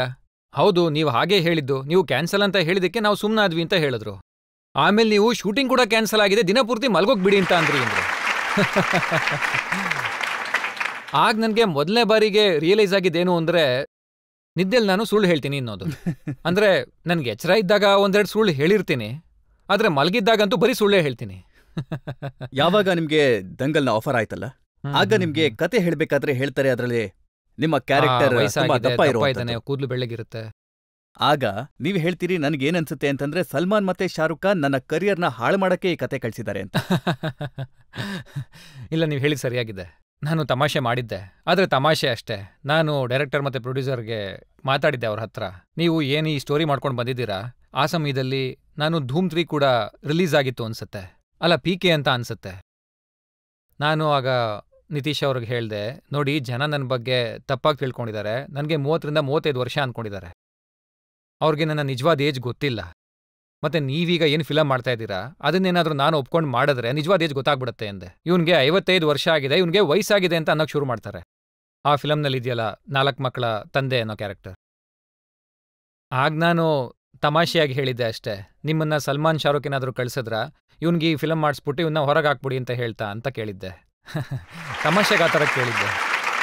ಆದ್ರೆ ನಿಮ್ಗೆ ಯಾವತ್ತಾದ್ರೂ ಅನ್ಸುತ್ತಾ, ಇಂಥ ರೋಲ್ನ ಮಾಡಿದ್ಮೇಲೆ ಇದರಲ್ಲಿ ವ್ಯಕ್ತಿ ನೋಡೋದಕ್ಕೆ ತುಂಬಾ ಕೆಟ್ಟದಾಗಿದ್ದಾನೆ, ವಯಸ್ಸು ಕೂಡ ಜಾಸ್ತಿ ಆಗಿದೆ, ದಪ್ಪ ಇದ್ದಾನೆ, ಹೆಣ್ಮಕ್ಳ ತಂದೆ ಆಗಿದ್ದಾನೆ. ಇಂಥ ರೋಲ್ನ ಮಾಡೋದ್ರಿಂದ ಹೀರೋ ಒಂದು ಇಮೇಜ್ ಇದೆಯಲ್ಲ, ಅದು ಹಾಳಾಗುತ್ತೆ. ನನ್ಗ ಭಯ ಇತ್ತು. ಹಾಗಾಗಿ ನಾನು ನಿತೀಶ್ ಅವ್ರಿಗೆ ಹೇಳಿದ್ದೆ, ನೋಡಿ ಈ ಮೂವಿನಲ್ಲಿ ನಾವು ಇವನ್ಗೆ ವಯಸ್ಸಾಗಿದೆ, ಇವನ್ 4 ಮಕ್ಕಳ ತಂದೆ ಅಂತ ಜನಕ್ಕೆ ಆ ಭಾವನೆ ಬರೆಸೋದು ಬೇಡ. ನೋಡಿ ನಿಮ್ಮ ಕೆರಿಯರ್ಗೆ ಏನಾದರೂ ಆಗುತ್ತೆ ಅನ್ನೋ ಭಯ ಎಲ್ಲರಲ್ಲೂ ಇರುತ್ತೆ ಅಲ್ವಾ, ಹಾಗಾಗಿ ಅದನ್ನು ಹೇಳಿದ್ದೆ. ಹಾಗಾಗಿ ರಿಕ್ವೆಸ್ಟ್ ಮಾಡಿದೆ ಅವ್ರನ್ನ, ನೋಡಿ ಈ ಫಿಲಮ್ನ ಒಂದು 5 ವರ್ಷ ಆದ್ಮೇಲೆ ಮಾಡಿ ನೀವು ಅಂತ, 7 ವರ್ಷ ಆದ್ಮೇಲೆ ಮಾಡಿ. ಅವ್ರು ಅದಕ್ಕೂ ಕೂಡ ಒಪ್ಕೊಂಡಿದ್ರು, ಈ ಫಿಲಮ್ನ ನೀವೇ ಮಾಡಬೇಕು, ನಾನು ಕಾಯ್ತೀನಿ ಅಂತ ಹೇಳಿದ್ರು. ಆದರೆ ವಿಷಯ ಏನಂದ್ರೆ ರಜತ್ ಅವರೇ, ಒಂದು ಕಥೆ ನಿಮಗೆ ನಿಮ್ಮ ಮನ್ಸಿಗೆ ತುಂಬ ಹತ್ರ ಆದರೆ ನನ್ನ ರಕ್ತದೊಳಗಡೆ ಇಳಿದ್ಬಿಡುತ್ತೆ. ಅದು ಎಷ್ಟು ಒಳ್ಳೆ ಕಥೆ ಅಂದರೆ, ಅದ್ರ ಥೀಮ್ ಎಷ್ಟು ಚೆನ್ನಾಗಿತ್ತು ಅಂದರೆ, ಅದರಲ್ಲಿ ನಮ್ಮ ಹೆಣ್ಮಕ್ಳ ಬಗ್ಗೆ ಅವರು ಬರೆದಿದ್ರು. ನಾವು ನಮ್ಮ ದೇಶದಲ್ಲಿ ಹೆಣ್ಮಕ್ಳಿಗೆ ಸರಿಯಾಗಿ ಅವಕಾಶ ಕೊಡ್ತಿಲ್ಲ, ನಾವು ನಮ್ಮ ಗಂಡ್ಮಕ್ಳಿಗೆ ಏನು ಕೊಡ್ತೀವಲ್ಲ ಅದನ್ನು ಅವ್ರಿಗೆ ಕೊಡ್ತಾ ಇಲ್ಲ ಅನ್ನೋ ವಿಷಯ ಅದರಲ್ಲಿತ್ತು. ಅದರ ಮೆಸೇಜ್ ಎಷ್ಟು ಚೆನ್ನಾಗಿತ್ತು ಅಂದರೆ, ಅವರು ಮಾಡ್ಕೊಂಡು ಬಂದಿದ್ದಂಥ ಆ ಕಥೆ ಎಷ್ಟು ಚೆನ್ನಾಗಿತ್ತು ಅಂದರೆ, ನಾನು ಅಂದ್ಕೊಂಡೆ ನನ್ನ ಕೆರಿಯರ್ ಮುಗ್ದೋದ್ರೆ ಮುಗ್ದು ಹೋಗಲಿ. ಭಯ ಇತ್ತು ಅಂತ ಹೇಳಲ್ಲ, ಆದರೆ ಆ ಕಥೆ ನನಗೆ ಇಷ್ಟೊಂದು ಹತ್ರ ಆಗಿತ್ತು ಅಂತಂದರೆ ಆ ಫಿಲಮ್ ಮಾಡಲೇಬೇಕು ಅನ್ನಿಸ್ತು. ಆ ಕಥೆ ಕೇಳಿ ನಾನೊಂಥರ ಹುಚ್ಚ ಆಗ್ಬಿಟ್ಟಿದ್ದೆ. ಆ ಕಥೆ ನನ್ನ ಮನಸ್ಸಲ್ಲಿ ತುಂಬ ಒಳಗೆ ಹೋಗ್ಬಿಟ್ಟಿತ್ತು ಆ ಕಥೆ. ಹಾಗಾಗಿ ನಾನು ಮಾಡಲೇಬೇಕು ಅಂತ ಅಂದ್ಕೊಂಡೆ. ಆಗ ನಾನು ನಿತೀಶ್ ಅವ್ರಿಗೆ ಫೋನ್ ಮಾಡಿ ಮತ್ತೆ ಕರೆಸಿ ಅವ್ರಿಗೆ ಹೇಳಿದೆ, ನೋಡಿ 5 ವರ್ಷ 7 ವರ್ಷ ಕಾಯೋದು ಬೇಡ, ಈಗಲೇ ಶುರು ಮಾಡೋಣ ಅಂತ. ನೀವು ಯಾವ್ದಾದ್ರೂ ಒಂದು ಸಿನಿಮಾ ಬಗ್ಗೆ ಸಾಕಷ್ಟು ತಲೆ ಕೆಡಿಸ್ಕೊಂಡಾಗ ನೀವೇನ್ ಮಾಡ್ತೀರಿ? ಆಶುತೋಷ್ ಗೋವಾರಿ ಅವ್ರ ಜೊತೆಗೆ ಲಗಾನ್ ಮಾಡ್ತಾ ಇದ್ರಿ. ಹೌದು. ಅವರು ನಿಮ್ಗೆ ಹೇಳ್ತಾ ಇದ್ರು ಬೆಳಿಗ್ಗೆ ಶೇವ್ ಮಾಡ್ಕೊಂಡು ಬನ್ನಿ, ಆದ್ರೆ ನೀವ್ ಹೇಳ್ತಾ ಇದ್ರಿ ಮಾಡಲ್ಲ ಅಂತ. ನೋಡಿ ಅದ್ರ ಬಗ್ಗೆ ಸಾಕಷ್ಟು ಚರ್ಚೆ ನಡೀತು ಆಗ. ಸರಿ, ಈಗ ನೀವೇ ಹೇಳಿ, ನಾವು ಮಾಡ್ತಿದ್ದಂಥ ಫಿಲಮ್ಮಲ್ಲಿ ಏನ್ ಹೇಳ್ತಾ ಇದೀವಿ, ಆ ಜಾಗದಲ್ಲಿ ನೀರಿಲ್ಲ ಅನ್ನೋದು. ಮತ್ತೆ ಈ ವ್ಯಕ್ತಿ ದಿನ ಶೇವ್ ಮಾಡ್ಕೊಂಡು ಹೋಗ್ತಾನಂತೆ.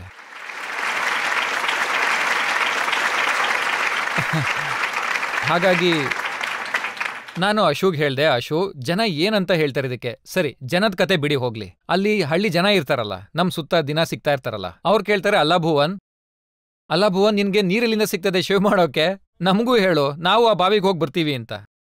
ನೋಡಿ, ಇದು ಇಲ್ಲಾಜಿಕಲ್ ಅಂತ ಅವ್ರಿಗೆ ಹೇಳ್ದೆ. ಆಗ ಅಶೋ ಅವ್ರು ಹೇಳಿದ್ರು, ನೋಡಿ ನಾನು ಲಾಜಿಕ್ ಬಗ್ಗೆ ಯೋಚಿಸ್ತಾ ಇಲ್ಲ, ನನಗೆ ನೀವು ಹಾಗೆ ಚೆನ್ನಾಗಿ ಕಾಣಿಸ್ತೀರಾ, ಲಾಜಿಕ್ ಬಗ್ಗೆ ಯೋಚಿಸ್ಬೇಡಿ ಅಂತಂದ್ರು. ನೀವು ಹೀಗೆ ಬನ್ನಿ ಅಂದ್ರು. ನಾನು ಡೈರೆಕ್ಟರ್ ಹೇಳ್ತಿದ್ದಾರೆ ಅಂದ್ರೆ ಮಾಡಲೇಬೇಕಾಗತ್ತೆ. ಆದರೆ ನೋಡಿ, ವಿಷಯ ಏನು ಅಂದರೆ, ಇವತ್ತು ನಾವಿದ್ರ ಬಗ್ಗೆ ಮಾತಾಡ್ತಾ ಇದ್ದೀವಿ, ಆದರೆ ಫಿಲಮ್ ನೋಡಿ ಯಾರೂ ಅದ್ರ ಬಗ್ಗೆ ಮಾತಾಡಿರಲಿಲ್ಲ.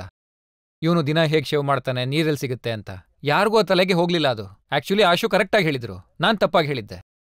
ನೀವು ಲಾಜಿಕಲ್ ಅದನ್ನು ನೋಡ್ತಾ ಇದ್ದೀರಾ, ಹಾಗೆ ನೋಡಬೇಡಿ, ಭುವನ್ ನನಗೆ ಆ ಥರ ಕಾಣಿಸ್ಬೇಕು ಅಂತ ಅವ್ರು ಹೇಳಿದ್ರು. ಅದರಲ್ಲೂ ನಾನು ಒಂದು ಸಣ್ಣ ಚೀಟಿಂಗ್ ಮಾಡಿದ್ದೆ.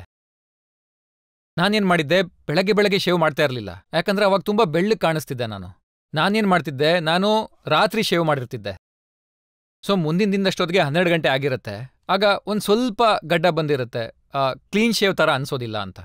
ಹಾಗಾಗಿ ಇದನ್ನೆಲ್ಲ ನಾನು ಮಾಡ್ತಾ ಇದ್ದೆ. ಅಂದ್ರೆ ನಿಮ್ಗೆ ಚೆನ್ನಾಗಿ ಕಾಣಿಸ್ಕೊಳ್ಳೋದ್ರಲ್ಲಿ ಆಸಕ್ತಿ ಇಲ್ಲ? ಇಲ್ಲ, ನನಗೆ ಕ್ಯಾರೆಕ್ಟರ್ ಚೆನ್ನಾಗಿ ತೋರಿಸ್ಬೇಕು ಅನ್ನೋ ಆಸೆ, ಕತೆಗೆ ಏನ್ ಬೇಕೋ ಅದನ್ನು ತೋರಿಸ್ಬೇಕು ಅನ್ನೋ ಆಸೆ. ನೋಡಿ,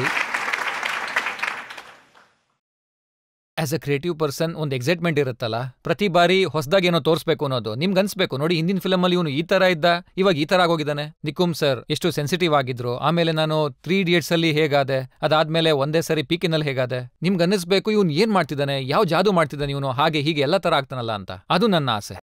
ಅಂದ್ರೆ ನನ್ನ ಪ್ರಯತ್ನ ಏನಿರುತ್ತೆ ಅಂದ್ರೆ, ನನಗೆ ಸಿಗೋಂಥ ಕ್ಯಾರೆಕ್ಟರ್ ಒಳಗಡೆ ನಾನು ಎಷ್ಟು ಕಳ್ದೋಗ್ಬೇಕು ಅಂದ್ರೆ, ಜನಕ್ಕೆ ಇವನು ಅಮೀರ್ ಖಾನ್ ಅಲ್ಲ, ಮಹಾವೀರ್ ಫೋಗಟ್ ಅಂತ ಅನ್ನಿಸ್ಬೇಕು ಸ್ಕ್ರೀನ್ ಮೇಲೆ, ಅಷ್ಟೇ. ನೀವು ನಿಮ್ಮ ರೂಪನ ಹೇಗೆಲ್ಲ ಬದಲಾಯಿಸಿದ್ರಿ ಅನ್ನೋದ್ರ ಬಗ್ಗೆ ನನ್ನ ಹತ್ರ ಕೆಲವೊಂದು ಫೋಟೋಸ್ ಇದೆ. ನಾನೀಗ ಅದನ್ನ ಜನಗಳಿಗೆ ತೋರಿಸೋದಕ್ಕೆ ಇಷ್ಟಪಡ್ತೀನಿ. ಒಂದೊಂದೇ ಫೋಟೋಗಳನ್ನ ತೋರಿಸ್ತಾ ಹೋಗ್ತೀನಿ, ಯಾವ ಕ್ಯಾರೆಕ್ಟರ್ ನಲ್ಲಿ. ನೋಡಿ, ಇದು ರಂಗೀಲಾ, ಇದು ಮಂಗಲ್ ಪಾಂಡೆ, ಇದು ದಿಲ್ ಚಾಹತಾ ಹೈ, ಖಜನಿ, 3 Idiots, ಧೂಮ್ 3, PK, ದಂಗಲ್, ಇದು ಲಾಲ್ ಸಿಂಗ್ ಚಡ್ಡಾ, ಇದು ಸಿತಾರೆ ಜಮೀನ್ ಪರ್. ನೋಡಿ ಲಗಾನ್ ಲುಕ್ ಹೇಗಿತ್ತು.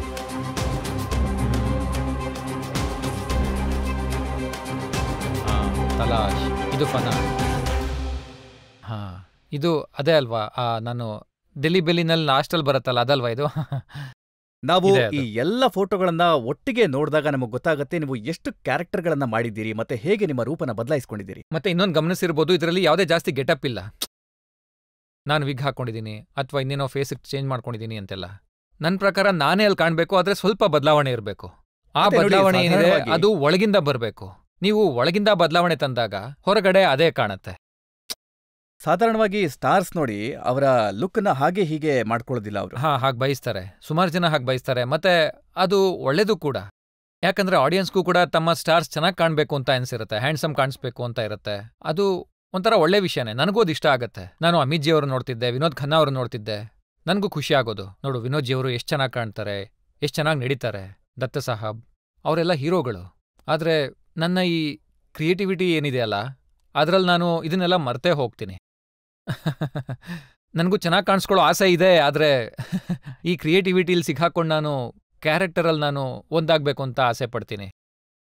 ಹಾಗಾಗಿ ಅದು ಅಲ್ಲದೆ ನನ್ನ ಗಮನ ಇರೋದೇ ಇಲ್ಲ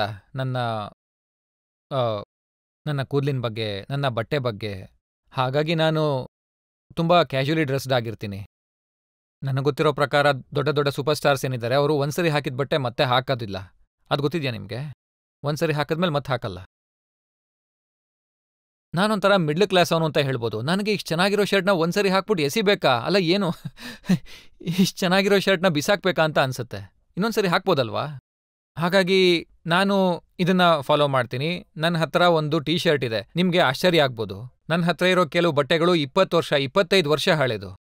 ನನಗೆ ಆ ಬಟ್ಟೆಗಳ ಜೊತೆ ಒಂದು ರೀತಿ ಕನೆಕ್ಷನ್ ಹೇಗೆ ಬೆಳೆದಿದೆ ಅಂದರೆ, ಇವತ್ತಿಗೂ ಕೂಡ ನಾನು ಅದನ್ನ ಹಾಕೋತೀನಿ. ಕೆಲವು ಕಡೆ ಹರಿದೋಗಿರುತ್ತೆ, ಫೋಟೋಸಲ್ಲಿ ನೀವು ನೋಡಿರ್ಬೋದು ಅದನ್ನ. ಕೆಲವು ನನ್ನ ಟೀ ಶರ್ಟ್ಸ್ಗಳು ಅಲ್ಲಲ್ಲಿ ಹರಿದೋಗಿರುತ್ತೆ, ಅದನ್ನು ನಾನು ಸರಿ ಮಾಡ್ತೀನಿ, ಸ್ಟಿಚಿಂಗ್ ಮಾಡ್ತೀವಲ್ಲ. ಆದರೆ ಅದನ್ನು ಎಸೆಯೋದಿಲ್ಲ, ನಾನು ನನ್ನ ಜೊತೆನೇ ತೊಗೊಂಡು ಹೋಗ್ತೀನಿ. ಮತ್ತೆ ಈ ಮಾತು ನಿಜನಾ? ಒಂದು ದಿವಸ ನೀವು ಹೇಳಿದ್ರಂತೆ ಇನ್ಮೇಲೆ ನಾನು ಸಿನಿಮಾ ಮಾಡೋದಿಲ್ಲ ಅಂತ. ಆ ರೀತಿ ಸಮಯ ಬಂದಿತ್ತು. ನೋಡಿ, ಏನಂದ್ರೆ ನಾನು 18 ವರ್ಷಗಳಿಂದ ಫಿಲ್ಮ್ ಇಂಡಸ್ಟ್ರಿಯಲ್ಲಿದ್ದೀನಿ. ಅಸಿಸ್ಟೆಂಟ್ ಡೈರೆಕ್ಟರ್ ಆಗಿ ಕೆಲಸ ಶುರು ಮಾಡಿದ್ದು. ಅದಾಗಿ 4 ವರ್ಷ ಆದ್ಮೇಲೆ ನಾನು ಆಕ್ಟರ್ ಆದೆ. ಏನಾಯ್ತು ಅಂದ್ರೆ ನೋಡಿ, 18 ವರ್ಷಗಳ ಹಿಂದೆ ನನ್ನ ಈ ಜರ್ನಿ ಏನು ಶುರುವಾಯಿತು, ನನ್ನ ಈ ಪ್ರಯಾಣ ಏನು ಶುರುವಾಯಿತು, ನಾನು ಇದರೊಳಗಡೆ ಎಷ್ಟು ಕಳೆದು ಹೋಗಿದ್ದೆ ಅಂದರೆ, ಈ ಹುಚ್ಚುತನದೊಳಗೆ, ಈ ಮ್ಯಾಜಿಕ್ ಒಳಗೆ, ಈ ಪ್ಯಾಷನ್ ಒಳಗೆ, ಈ ನಶೆ ಒಳಗೆ, ಕ್ರಿಯೇಟಿವಿಟಿ ಅನ್ನೋದ್ರ ಒಳಗೆ ಸಮಯ ಹೇಗೆ ಕಳೀತು ಅಂತಂದ್ರೆ ನನಗೆ 56 ವರ್ಷ ಆಗೋಯ್ತು. ಆಗ ಕೋವಿಡ್ ಕಾರಣದಿಂದ ನಾನು ಮನೇಲಿದ್ದೆ ಒಬ್ನೇ. ಆಗ ನಾನು ಯೋಚಿಸಿದೆ ನನ್ನ ಜೀವನ ಹೇಗೆ ಕಳೆದಿದೆ ಅಂತ. ಅದು ಕೋವಿಡಿಂದ ಆಗಿರೋದು. ಕೋವಿಡ್ ಬಂದಿರಲಿಲ್ಲ ಅಂದಿದ್ರೆ ನಾನು ಮತ್ತೆ ಕೆಲಸದಲ್ಲೇ ಬ್ಯುಸಿ ಇರ್ತಾ ಇದ್ದೆ. ಕೋವಿಡ್ನ ಕಾರಣದಿಂದ ನಾನು ಮನೇಲೇ ಇರೋ ಹಾಗಾಯ್ತು. ಆಗ ಯೋಚಿಸ್ತಿರ್ಬೇಕಾದ್ರೆ ನನಗನ್ನಿಸ್ತು, ಅಮೀರ್ ನೀನು ಏನ್ ಮಾಡಿದ್ಯಾ ಅಂತ. ನಿನ್ನ ಈ ಫ್ಯಾಮಿಲಿ, ನಿನ್ನ ಈ ಮಕ್ಕಳು, ನಿನ್ನ ತಾಯಿ, ನಿನ್ನ ಅಣ್ಣ ತಂಗೀರು, ನೀನು ಇವ್ರಿಗೆಲ್ಲ ಸಮಯನೇ ಕೊಟ್ಟಿಲ್ವಲ್ಲ ಅಂತ ಅನ್ನಿಸ್ತು. ಸ್ವಲ್ಪ ಸಮಯನೂ ಕೊಟ್ಟಿಲ್ಲ. ಅಲ್ದೆ ಸಮಯ ಕೊಟ್ಟರೂ ಕೂಡ, ಅವ್ರ ಜೊತೆನೇ ಇದ್ರೂ ಕೂಡ ನಿನ್ನ ಗಮನ ಬೇರೆ ಎಲ್ಲೋ ಇರ್ತಾ ಇತ್ತು. ಹಾಗಾಗಿ ಇದನ್ನ ಯೋಚಕ್ಕೆ ಶುರು ಮಾಡಿದ್ಮೇಲೆ, ರಿಯಲೈಸ್ ಮಾಡೋಕ್ಕೆ ಶುರು ಮಾಡಿದ್ಮೇಲೆ, ಹೀಗೆ 1 ದಿನ 2 ದಿನ 3 ದಿನ ನನಗೆ ತುಂಬ ಡಿಪ್ರೆಷನ್ಗೆ ಹೋಗ್ಬಿಟ್ಟೆ ರಜತ್ ಅವರೇ. ನನಗೆ ತುಂಬ ಬೇಜಾರಾಯಿತು, ಮತ್ತೆ ತುಂಬ ಗಿಲ್ಟ್ ಕಾಡೋಕ್ಕೆ ಶುರುವಾಯಿತು.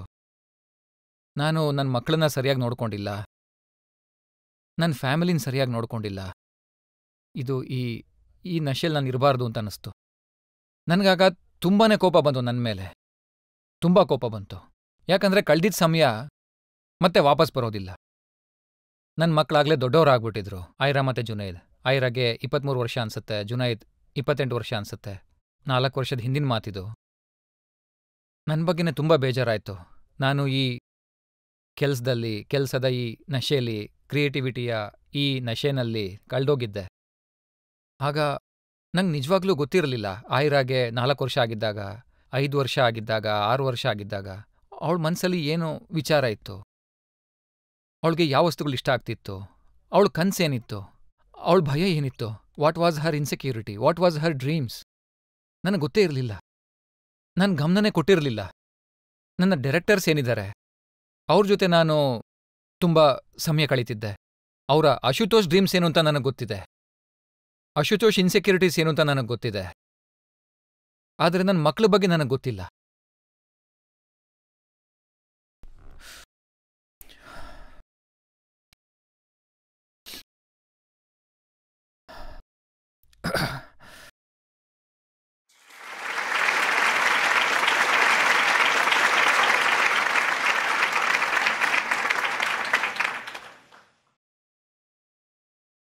ನನಗೆ ತುಂಬ ಬೇಜಾರಾಯಿತು. ಆಗ ಕೋಪನೂ ಬಂತು. ನನ್ನ ಮೇಲೆ ನನಗೆ ಕೋಪ ಬಂತು. ನಾನು ಏನು ಮಾಡಿದೆ ಅಂತ, ಹೇಗೆ ತಪ್ಪಾಯಿತು ಅಂತ. ಆಗ ನಾನು ಒಂದು ನಿರ್ಧಾರಕ್ಕೆ ಬಂದೆ, ಇನ್ನು ಮುಂದೆ ನಾನು ಯಾವುದೇ ಫಿಲಮ್ ಮಾಡಬಾರ್ದು ಅಂತ.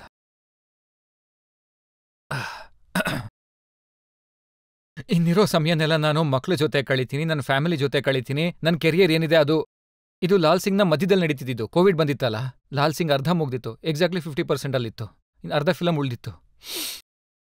ನೋಡಿ, ನನಗಾಗ ನನ್ನ ಮೇಲೆ ತುಂಬ ಕೋಪ ಬಂತು. ನಾನು ನಿರ್ಧಾರ ಮಾಡಿದೆ, ಇನ್ನು ಲಾಲ್ ಸಿಂಗ್ ಲಾಸ್ಟ್ ಫಿಲಮ್ ಆಗತ್ತೆ, ಅದಾದ್ಮೇಲೆ ಯಾವುದು ಮಾಡಲ್ಲ ಅಂತ. ಆಮೇಲೆ ಈ ಮಾತನ್ನ ನಾನು ನನ್ನ ಫ್ಯಾಮಿಲಿಗೆ ಹೇಳಿದೆ. ಅವ್ರ ಹತ್ರ ಕ್ಷಮೆ ಕೂಡ ಕೇಳಿದೆ, ನನ್ನನ್ನು ಕ್ಷಮಿಸಿ ಎಂದೆ. ಅವರು ನನಗೆ ಸಮಾಧಾನ ಮಾಡಿದ್ರು. ನೋಡಿ, ನೀವು ತುಂಬ ಯೋಚನೆ ಮಾಡ್ತಾ ಇದ್ದೀರಾ, ನೀವು ಕೂಡ ಒಬ್ಬ ಒಳ್ಳೆ ತಂದೆ ಅಂತ ಹೇಳಿದ್ರು ನನಗೆ. ಬೇರೆ ಅಪ್ಪಂದ್ರಿಗೆ ಹೋಲಿಸ್ಕೊಂಡ್ರೆ ನೀವು ಒಳ್ಳೆ ಜೀವನ ಕಟ್ಕೊಟ್ಟಿದ್ದೀರಾ ಅಂದರು. ಆದರೆ ನನಗೆ ಅದು ಸಾಲದು ಅಂತ ಅನ್ನಿಸ್ತು. ಹಾಗಾಗಿ ನಾನು ಫ್ಯಾಮಿಲಿಗೆ ಹೇಳ್ಬಿಟ್ಟಿದ್ದೆ, ಇದೇ ನನ್ನ ಕೊನೆ ಫಿಲಮ್ ಅಂತ. ನಾನು ಬಿಟ್ಬಿಟ್ಟಿದ್ದೆ. ಆ ನಿರ್ಧಾರ ಮಾಡಾಗಿತ್ತು. ಆದರೆ ವಿಚಿತ್ರ ಏನು ಅಂದರೆ, ಅದಕ್ಕೂ ಮುಂಚೆ ನನ್ನ ಫಿಲಮ್ ಏನಿದೆ ಈಗ ಬರ್ತಾ ಇದೆಯಲ್ಲ, ಸಿತಾರೆ ಜಮೀನ್ ಪರ್, ಅದರ ಕಥೆ ಕೇಳಿ ನಾನು ಪ್ರಸನ್ನ ಏನಿದ್ದಾರೆ ಅದರ ಡೈರೆಕ್ಟರ್, ಅವ್ರಿಗೆ ಒಪ್ಕೊಂಡ್ಬಿಟ್ಟಿದ್ದೆ. ಪ್ರಸನ್ನ ಅವ್ರಿಗೆ ಒಪ್ಕೊಂಡಿದ್ದೆ. ಯಾಕಂದರೆ ಫಿಲಮ್ನ ಪ್ರಿಪ್ರೇಷನ್ಸ್ ಸಾಕಷ್ಟು ಮುಂಚೆಯಿಂದನೇ ಆಗ್ತಾ ಹೋಗುತ್ತಲ್ಲ. ಮತ್ತೆ ಅದರಲ್ಲಿ ಕೋವಿಡ್ ಬರುತ್ತೆ ಅಂತ ಯಾರಿಗೂ ಗೊತ್ತಿರಲಿಲ್ಲ, ಅಷ್ಟರಲ್ಲಿ ಸಮಯ ಬೇರೆ ಹೋಯಿತು. ಆದರೆ ಅಷ್ಟರಲ್ಲಿ ಆ ಫಿಲಮ್ ಲಾಕ್ ಆಗಿತ್ತು. ಪ್ರಸನ್ನ ಅವ್ರಿಗೂ ನಾನು ಹೇಳ್ಬಿಟ್ಟಿದ್ದೆ, ಡನ್ ಅಂತ ಹೇಳ್ಬಿಟ್ಟಿದ್ದೆ ಫಿಲಮ್ ಬಗ್ಗೆ. ಅದಾಗಿ 6-8 ತಿಂಗಳು ಆದಮೇಲೆ ನಾನು ಯೋಚಿಸಿದೆ, ಈಗ ನಾನು ಪ್ರಸನ್ನ ಅವ್ರಿಗೆ ವಿಷಯ ತಿಳಿಸ್ಬಿಡ್ಬೇಕು ಅಂತ. ನಾನು ಅವ್ರನ್ನ ಚೆನ್ನೈಯಿಂದ ಕರೆಸ್ಕೊಂಡೆ, ಮತ್ತು ಅವ್ರಿಗೆ ಹೇಳೋಣ ಅಂತ ಅಂದ್ಕೊಂಡಿದ್ದೆ. ನನ್ನ ವಿಚಾರ ಏನಿದೆ ಅದ್ರ ಬಗ್ಗೆ ಹೇಳ್ಬಿಡೋಣ ಅಂದ್ಕೊಂಡಿದ್ದೆ. ಆ್ಯಕ್ಟಿಂಗ್ ನಾನು ನಿಲ್ಲಿಸ್ಬಿಟ್ಟಿದ್ದೀನಿ, ಈ ಫಿಲಮ್ಗೆ ನೀವು ಬೇರೆ ಯಾರನ್ನಾದರೂ ಹುಡುಕೊಳ್ಳಿ, ನಾನು ಪ್ರೊಡ್ಯೂಸ್ ಮಾಡ್ತೀನಿ, ಆದರೆ ಆ್ಯಕ್ಟಿಂಗ್ ಮಾಡಲ್ಲ. ಆ ದಿನ ಬೆಳಗ್ಗೆ ನನ್ನ ಮಕ್ಕಳು ನನ್ನ ಕೂಡಿಸ್ಕೊಂಡ್ರು, ಜುನೈದ್ ಮತ್ತು ಆಯ್ರಾ. ನೋಡಿ, ನೀವು ನಮ್ಮ ಜೊತೆ ಸಮಯ ಕಳೆದಿಲ್ಲ ಅಂತ, ತುಂಬಾ ಡಿಸ್ಟರ್ಬ್ ಆಗಿದ್ದೀರಾ ಅಂತ ನಮ್ಗೆ ಅರ್ಥ ಆಗತ್ತೆ. ಮತ್ತು ನಮಗೆ ಖುಷಿ ಆಗ್ತಿದೆ ನೀವು ನಮ್ಮ ಬಗ್ಗೆ ಇದನ್ನೆಲ್ಲ ಯೋಚಿಸಿದ್ದೀರಾ ಅನ್ನೋ ತಿಳಿದು. ಅವತ್ತು ಬೆಳಗ್ಗೆ ಅವರು ಒಂದು ವೈಟ್ ಬೋರ್ಡ್ ತೊಗೊಂಡ್ರು, ಮತ್ತು ಅದರಲ್ಲಿ ಬರಿತಾ ಹೋದರು. 1, 2, 3 ಅಂತ 12 ವಿಷಯಗಳನ್ನು ಬರೆದ್ರು. ಅದರಲ್ಲಿ ಈ 12 ವಿಚಾರಗಳಲ್ಲಿ ನೀವು ಯಾವುದನ್ನು ಮಾಡಬೇಕು ಅಂತಿದ್ದೀರಾ ಅಂತ ಕೇಳಿದ್ರು. ನಾನು ನಂಬರ್ 1, ನಂಬರ್ 7, ನಂಬರ್ 9 ಇದು ನನ್ನ ಜವಾಬ್ದಾರಿ ಅಂತ ಹೇಳಿದೆ ಅವ್ರಿಗೆ ನಾನು. ಅದಕ್ಕೆ ಎಷ್ಟು ಸಮಯ ಬೇಕಾಗತ್ತೆ ಅಂದರು.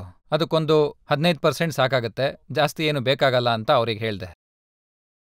ಇನ್ನು 85% ಏನು ಮಾಡ್ತೀರಾ ನೀವು, ಮಿಕ್ಕಿರೋ ಸಮಯನ ಹೇಗೆ ಕಳಿತೀರಾ ಅಂತ ಕೇಳಿದ್ರು.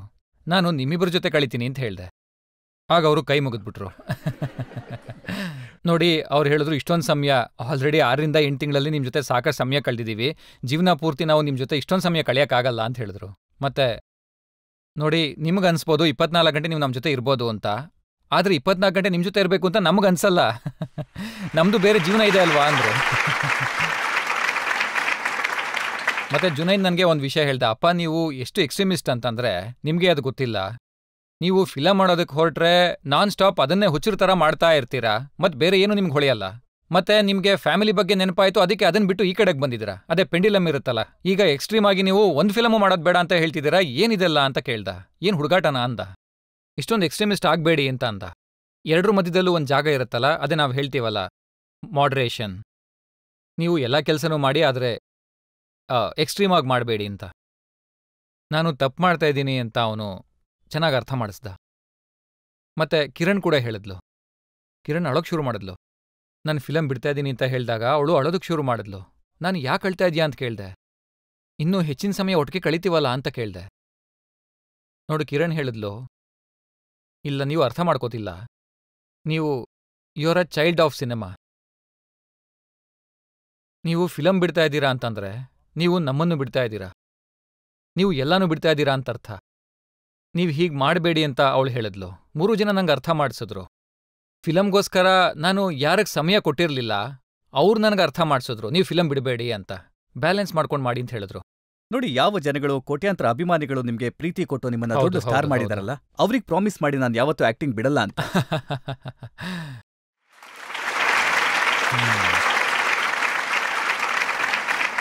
ನೋಡಿ, ಇವತ್ತು ಇಲ್ಲಿ ನಿಮ್ಮ ಶೋನಲ್ಲಿ ನಾನು ಇವತ್ತು ಹೇಳ್ತಾ ಇದ್ದೀನಿ, ನಾನು ಯಾವುದೇ ಕಾರಣಕ್ಕೂ ಫಿಲ್ಮ್ ಇಂಡಸ್ಟ್ರಿನ ಬಿಡೋದಿಲ್ಲ. ಹಾಗೆ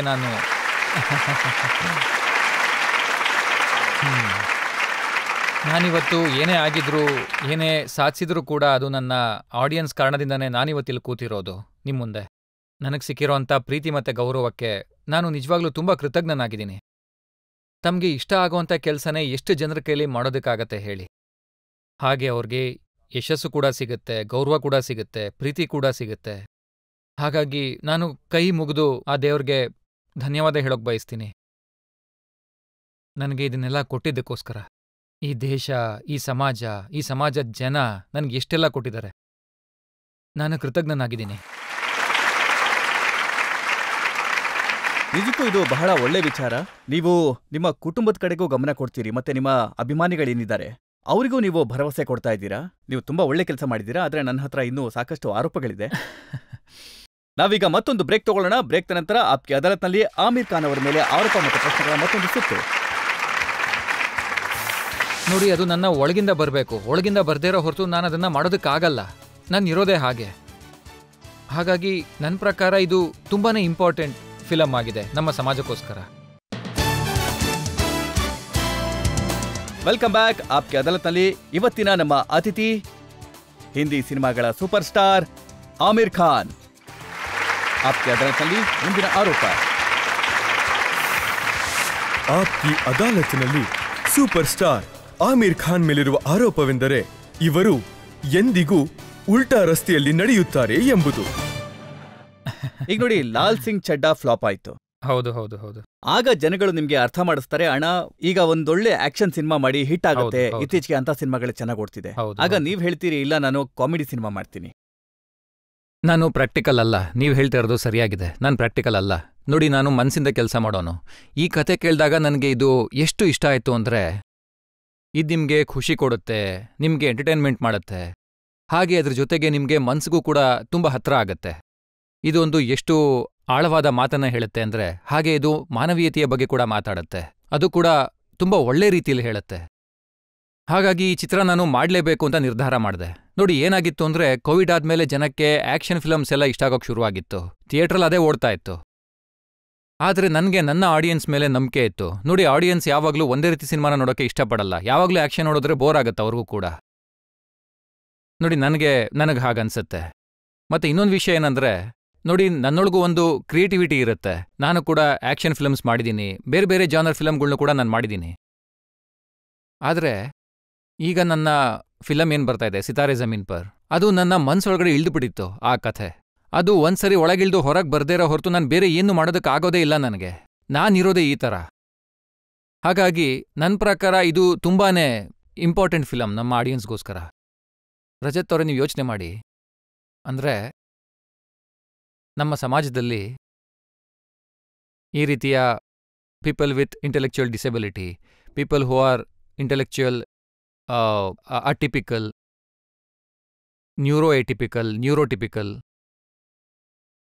ಚಿಕ್ಕ ವಯಸ್ಸಿಂದ ಅವ್ರ ಜೀವನ ಹೇಗಿರುತ್ತೆ ಅನ್ನೋದನ್ನ ನಾವು 1-2 ನಿಮಿಷ ಅದ್ರ ಬಗ್ಗೆ ಮಾತಾಡೋಣ. ನಾವು ಕೂಡ ಚಿಕ್ಕವರಾಗಿ 8 ವರ್ಷ 10 ವರ್ಷ ಎಲ್ಲ ಕಳೆದು ಇಲ್ಲಿ ತನಕ ತಲುಪಿದ್ದೀವಿ. ನೀವು ಯೋಚನೆ ಮಾಡಿ, ನೀವು 8 ವರ್ಷದವರಿದ್ದಾಗ ಮತ್ತೆ ಸ್ಕೂಲಲ್ಲಿ ಬರ್ಡೇ ಪಾರ್ಟಿ ಇದೆ, ಅಥವಾ ನಿಮ್ಮ ಬಿಲ್ಡಿಂಗಲ್ಲಿ ಬರ್ಡೇ ಪಾರ್ಟಿ ಇದೆ, ಮತ್ತೆ ಎಲ್ಲ ಮಕ್ಕಳನ್ನೂ ಕರೆದಿರ್ತಾರೆ. ಆದರೆ ನಿಮ್ಮನ್ನು ಕರೆದಿರೋದಿಲ್ಲ, ಯಾಕಂದ್ರೆ ನಿಮಗೆ ಡೌನ್ ಸಿಂಡ್ರೋಮ್ ಇದೆ ಅಂತ. ಇದು ಒಂದ್ಸರಿ ಆಗುವಂಥದ್ದಲ್ಲ, ಪದೇ ಪದೇ ಆಗ್ತಿರುತ್ತೆ. ನಾವು ಆ ಮಗು ಬಗ್ಗೆ ಯೋಚಿಸ್ಬೇಕು, ಅದು ಏನು ಅನ್ಕೋತಿರುತ್ತೆ ಅಂತ. ಆ ಮಗು ಏನಾದರೂ ತಪ್ಪು ಮಾಡಿದ್ಯಾ, ಏನಾದರೂ ಪಾಪ ಮಾಡಿದ್ಯಾ? ಅದೇನೂ ಮಾಡಿಲ್ಲ ಅಲ್ವಾ? ಅದ್ರದ್ದೇನು ಫಾಲ್ಟೇ ಇಲ್ಲ. ನಾನು ಆ ರೀತಿ ಹುಟ್ಟಬಹುದಾಗಿತ್ತು, ನೀವು ಕೂಡ ಆ ರೀತಿ ಹುಟ್ಟಬಹುದಾಗಿತ್ತು. ಇದೆಲ್ಲ ನಮ್ಮ ಕಂಟ್ರೋಲಲ್ಲಿ ಇರೋಂಥದ್ದಲ್ಲ. ಈಗ ಅದಕ್ಕೆ ಏನೋ ತೊಂದರೆ ಆಗಿದೆ, ಮತ್ತೆ ನಾವು ಅದನ್ನ ಬೇರೆ ಮಾಡ್ತಾ ಇದ್ದೀವಿ. ಅದು ಜೀವನ ಪೂರ್ತಿ ಹಾಗೆ ಮಾಡ್ತಿದ್ದೀವಿ. ಇದು ತಪ್ಪಲ್ವಾ? ಇದು ಮಾನವೀಯತೆ ಅಲ್ಲ. ನೋಡಿ, ನಮ್ಮ ದೇಶ ಭಾರತ ಎಂಥ ಅದ್ಭುತವಾದ ದೇಶ. ನಾವು ಇದನ್ನ ಸಮಾಜದ ಭಾಗವಾಗಿ ಬದಲಾಯಿಸಬೇಕಾಗಿದೆ. ಹಾಗಾಗಿ ಇದೊಂದು ಇಂಪಾರ್ಟೆಂಟ್ ಟಾಪಿಕ್ ಅಂತ ಅನ್ನಿಸ್ತು. ಪ್ರತಿಯೊಬ್ಬರೂ ವಿಭಿನ್ನವಾಗಿರ್ತಾರೆ, ಅವ್ರದ್ದೇ ಆದ ವ್ಯಕ್ತಿತ್ವ ಇರುತ್ತೆ. ಹಾಗಾಗಿ ಯಾರೇ ಆಗಿರಲಿ, ಭಾರತದಲ್ಲಿ ಅಲ್ಲದೆ ಪ್ರಧಾನಮಂತ್ರಿಗಳು ಕೂಡ ಹೇಳಿದ್ದಾರೆ 2047ರಷ್ಟೊತ್ತಿಗೆ ನಾವು ಎಲ್ಲಿಗೆ ತಲುಪಿರಬೇಕು ಅಂದರೆ ಪ್ರತಿಯೊಬ್ಬ ಮನುಷ್ಯ, ದಿವ್ಯಾಂಗ ಜನರಿರಲಿ ಅಥವಾ ನಾವೆಲ್ಲರೂ ಸಪೋಸ್ ಟು ಬಿ ನಾರ್ಮಲ್ ಇರಲಿ, ಸಪೋಸ್ ಟು ಬಿ ದಿವ್ಯಾಂಗ ಜನರಿರಲಿ, ನಾವೆಲ್ಲರೂ ಒಟ್ಟಿಗೆ ಮುಂದಕ್ಕೆ ಹೋಗೋಣ ಅಂತ. ಅದು ಅವ್ರು ಹೇಳಿರೋ ಹೇಳಿಕೆ, ಅದು ಅವರ ಪ್ರಯತ್ನ ಕೂಡ ಆಗಿದೆ. ಅವರು ದಿವ್ಯಾಂಗ ಜನ ಲಾ ಕೂಡ ತಂದಿದ್ದಾರೆ. ಆಗ ಆಕ್ಚುಲಿ ನಮ್ಮ ದೇಶದಲ್ಲಿ ಇನ್ಕ್ಲೂಷನ್ ಆಗಲಿ ಅನ್ನೋ ಉದ್ದೇಶದಿಂದ. ನೋಡಿ ಏನಾಗುತ್ತೆ ಅಂದರೆ, ನಾವು ಸ್ಕೂಲಲ್ಲಿ ಮಕ್ಕಳಿಗೆ ಅಡ್ಮಿಷನ್ ಮಾಡಿಸಿದಾಗ ಅಲ್ಲಿಂದನ ಈ ವ್ಯತ್ಯಾಸ ಶುರುವಾಗ್ತಾ ಹೋಗುತ್ತೆ. ನೋಡಿ, ಈ ಮಕ್ಕಳು ಸ್ಪೆಷಲ್ ಸ್ಕೂಲಿಗೆ ಹೋಗಬೇಕು, ಇವರು ನಾರ್ಮಲ್ ಆಗಿಲ್ಲ, ಇವರು ನಾರ್ಮಲ್ ಮಕ್ಕಳ ಜೊತೆ ಓದಬಾರ್ದು, ಸ್ಪೆಷಲ್ ಸ್ಕೂಲ್ಗೆ ಹೋಗಬೇಕು. ಅದರಲ್ಲಿ 2 ವಿಚಾರ ಕಂಡು ಬರುತ್ತೆ.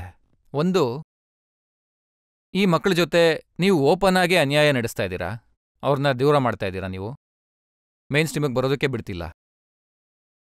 2ನೇದು, ಯಾರು ನ್ಯೂರೋಟಿಪಿಕಲ್ ಮಕ್ಕಳಿರ್ತಾರಲ್ಲ, ಸಪೋಸಿಡ್ಲಿ ನಾರ್ಮಲ್ ಮಕ್ಕಳೇನಿರ್ತಾರೆ, ಅವ್ರಿಗೂ ಕೂಡ ಎಷ್ಟು ನಷ್ಟ ಆಗ್ತಾಯಿದೆ ನೀವು ಯೋಚನೆ ಮಾಡಿ ರಜತ್ ಅವರೇ. ಆ ಮಕ್ಳಿಗೂ ಕೂಡ ಇಂಥವ್ರ ಜೊತೆ ಬೆರೆಯೋದಕ್ಕೆ ಅವಕಾಶ ಸಿಗ್ತಾ ಇಲ್ಲ. ಯಾರು ನ್ಯೂರೋ ಏಟಿಪಿಕಲ್ ಇರ್ಬೋದು ಅಥವಾ ಡೌನ್ ಸಿಂಡ್ರೋಮ್ ಇರೋರು ಇರ್ಬೋದು, ಆ ಮಕ್ಕಳು ಕೂಡ ಸಂವೇದನಾಶೀಲರಾಗಿರೋದು ಹೇಗೆ ಅನ್ನೋದನ್ನ ಈ ಮಕ್ಕಳಿಂದ ಎಂಪತಿ ಕಲಿಬೋದು.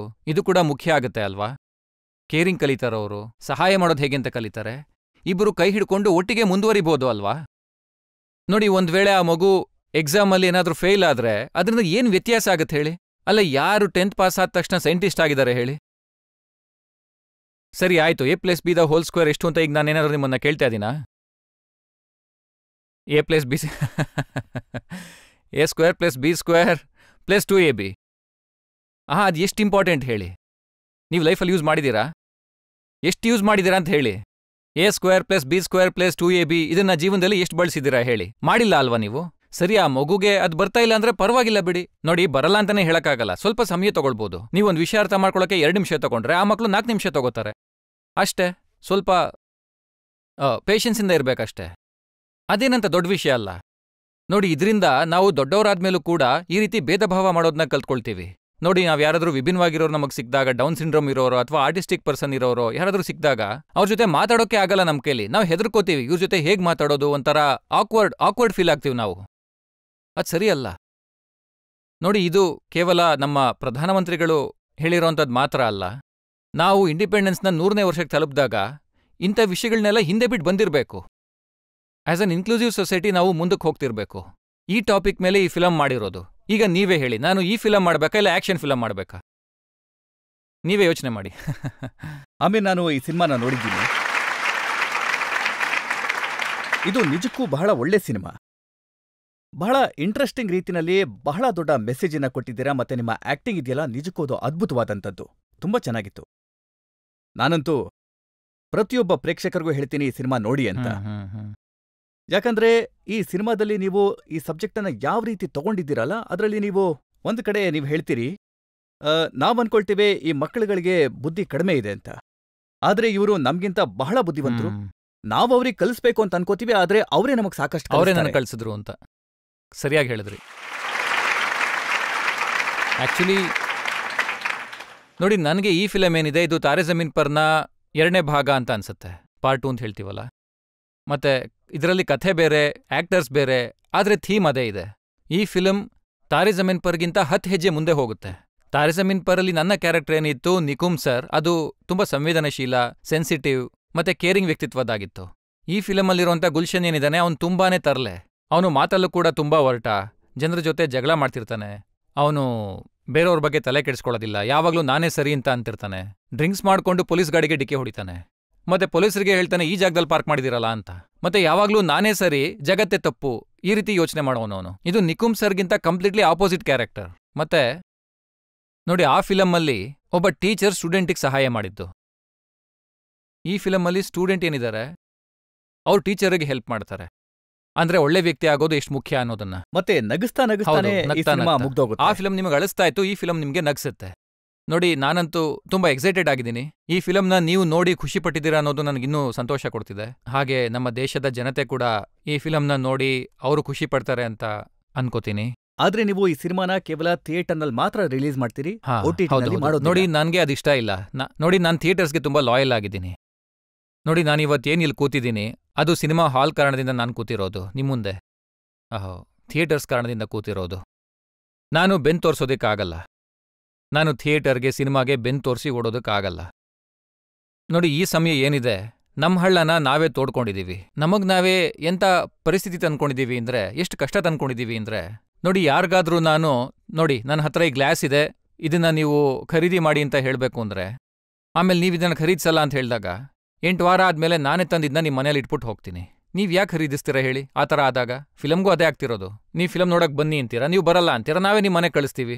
ಸರಿ ಬಿಡಿ, ಮನೇಲೇ ನೋಡ್ತೀನಿ, ಥಿಯೇಟರ್ಗೆ ಯಾಕೆ ಬರಲಿ ಅಂತೀರಾ. ಇದರಿಂದ ಮುಂದೆ ಏನಾಗುತ್ತೆ, ಈ ಥಿಯೇಟರ್ ಅನ್ನೋ ಬಿಸ್ನೆಸ್ಸೇ ಮುಂದಕ್ಕೆ ಮುಚ್ಚಿ ಹೋಗುತ್ತೆ. ಅದು ತುಂಬ ದುಃಖ ತರುವಂಥ ವಿಷಯ. ಥಿಯೇಟರಲ್ಲಿ ನಾವು ಎಷ್ಟು ಸಿನಿಮಾ ನೋಡಿ ದೊಡ್ಡವರಾಗಿದ್ದೀವಿ. ನೋಡಿ, ಥಿಯೇಟ್ರಲ್ಲಿ ಒಂದು ಮ್ಯಾಜಿಕ್ ನಡೆಯುತ್ತೆ, ಅಲ್ಲೊಂದು ಚಮತ್ಕಾರ ನಡೆಯುತ್ತೆ. ಸುತ್ತ ಕತ್ಲಿರುತ್ತೆ, ನೀವು 300-400 ಜನ ಜೊತೆ ಒಟ್ಟಿಗೆ ಕೂತು ನಗ್ತೀರಾ, 300-400 ಜನ ಜೊತೆ ಒಟ್ಟಿಗೆ ಕೂತ್ಕೊಂಡು ಅಳ್ತೀರಾ. ಮತ್ತೆ ಫಿಲಮ್ ಇಷ್ಟ ಆಗ್ಲಿಲ್ಲ ಅಂದ್ರೆ ಅದೇ 300-400 ಜನ ಒಟ್ಟಿಗೆ ಎಲ್ರಿಗೂ ಬೈತೀವಿ, ಏನೇ ಆಗ್ಲಿ. ಅಂದ್ರೆ ಇದೊಂದು ಕಮ್ಯುನಿಟಿ ಎಕ್ಸ್ಪೀರಿಯನ್ಸ್, ಕಲೆಕ್ಟಿವ್ ಎಕ್ಸ್ಪೀರಿಯನ್ಸ್ ಆಗಿರುತ್ತೆ. ಅದ್ರದ್ದೇ ಒಂದು ಮಜಾ ಇರುತ್ತೆ. ಈಗ ನೋಡಿ, ನಾನು ಒಬ್ಬನೇ ಕೂತ್ಕೊಂಡು ನೋಡ್ತಿದ್ದೀನಿ, ಅದರಿಂದ ಏನಾಗುತ್ತೆ ನೋಡಿ, ನನಗೆ ಈ ರೀತಿ ಅನ್ಸುತ್ತೆ. ಅಂದ್ರೆ ಒಬ್ಬೊಬ್ರು ಅಭಿಪ್ರಾಯ ಒಂದೊಂದಿರುತ್ತೆ, ಅದೇನು ಮಾಡೋಕ್ಕಾಗಲ್ಲ. ಆದ್ರೆ ನನ್ನ ಪ್ರಕಾರ ಈ ವಿಂಡೋ ತುಂಬಾ ಚಿಕ್ಕದಾಗೋಗಿದೆ. ನೋಡಿ, ನನಗೂ ಕೂಡ OTT ಚಾನೆಲ್ಸಿಂದ ಆಫರ್ಸ್ ಬಂದಿತ್ತು. ನಾನು ಅವ್ರಿಗೆ ಒಂದೇ ವಿಷಯ ಹೇಳಿದ್ದು, ನೋಡಿ, ನೀವು ಫಿಲಮ್ನ 6 ತಿಂಗಳಾದ್ಮೇಲೆ ರಿಲೀಸ್ ಮಾಡಿ, ನನಗೇನು ಪ್ರಾಬ್ಲಮ್ ಇಲ್ಲ. ಆದ್ರೆ ಅವ್ರು ಅದಕ್ಕೆ ತಯಾರಾಗಿಲ್ಲ. ಸಾಕಷ್ಟು ಹಣ ಆಫರ್ ಮಾಡ್ತಾ ಇದ್ದಾರೆ, 7 ಕೋಟಿ 150 ಕೋಟಿ. ಆಫರ್ ಏನೋ ಬಂದಿತ್ತು, ಆದ್ರೆ ನಾನು ಅವ್ರಿಗೆ ಬೇಡ ಅಂತ ಹೇಳ್ಬಿಟ್ಟು. ನಿಮ್ಗೆ ಇಷ್ಟ ಆಗಲ್ವಾ?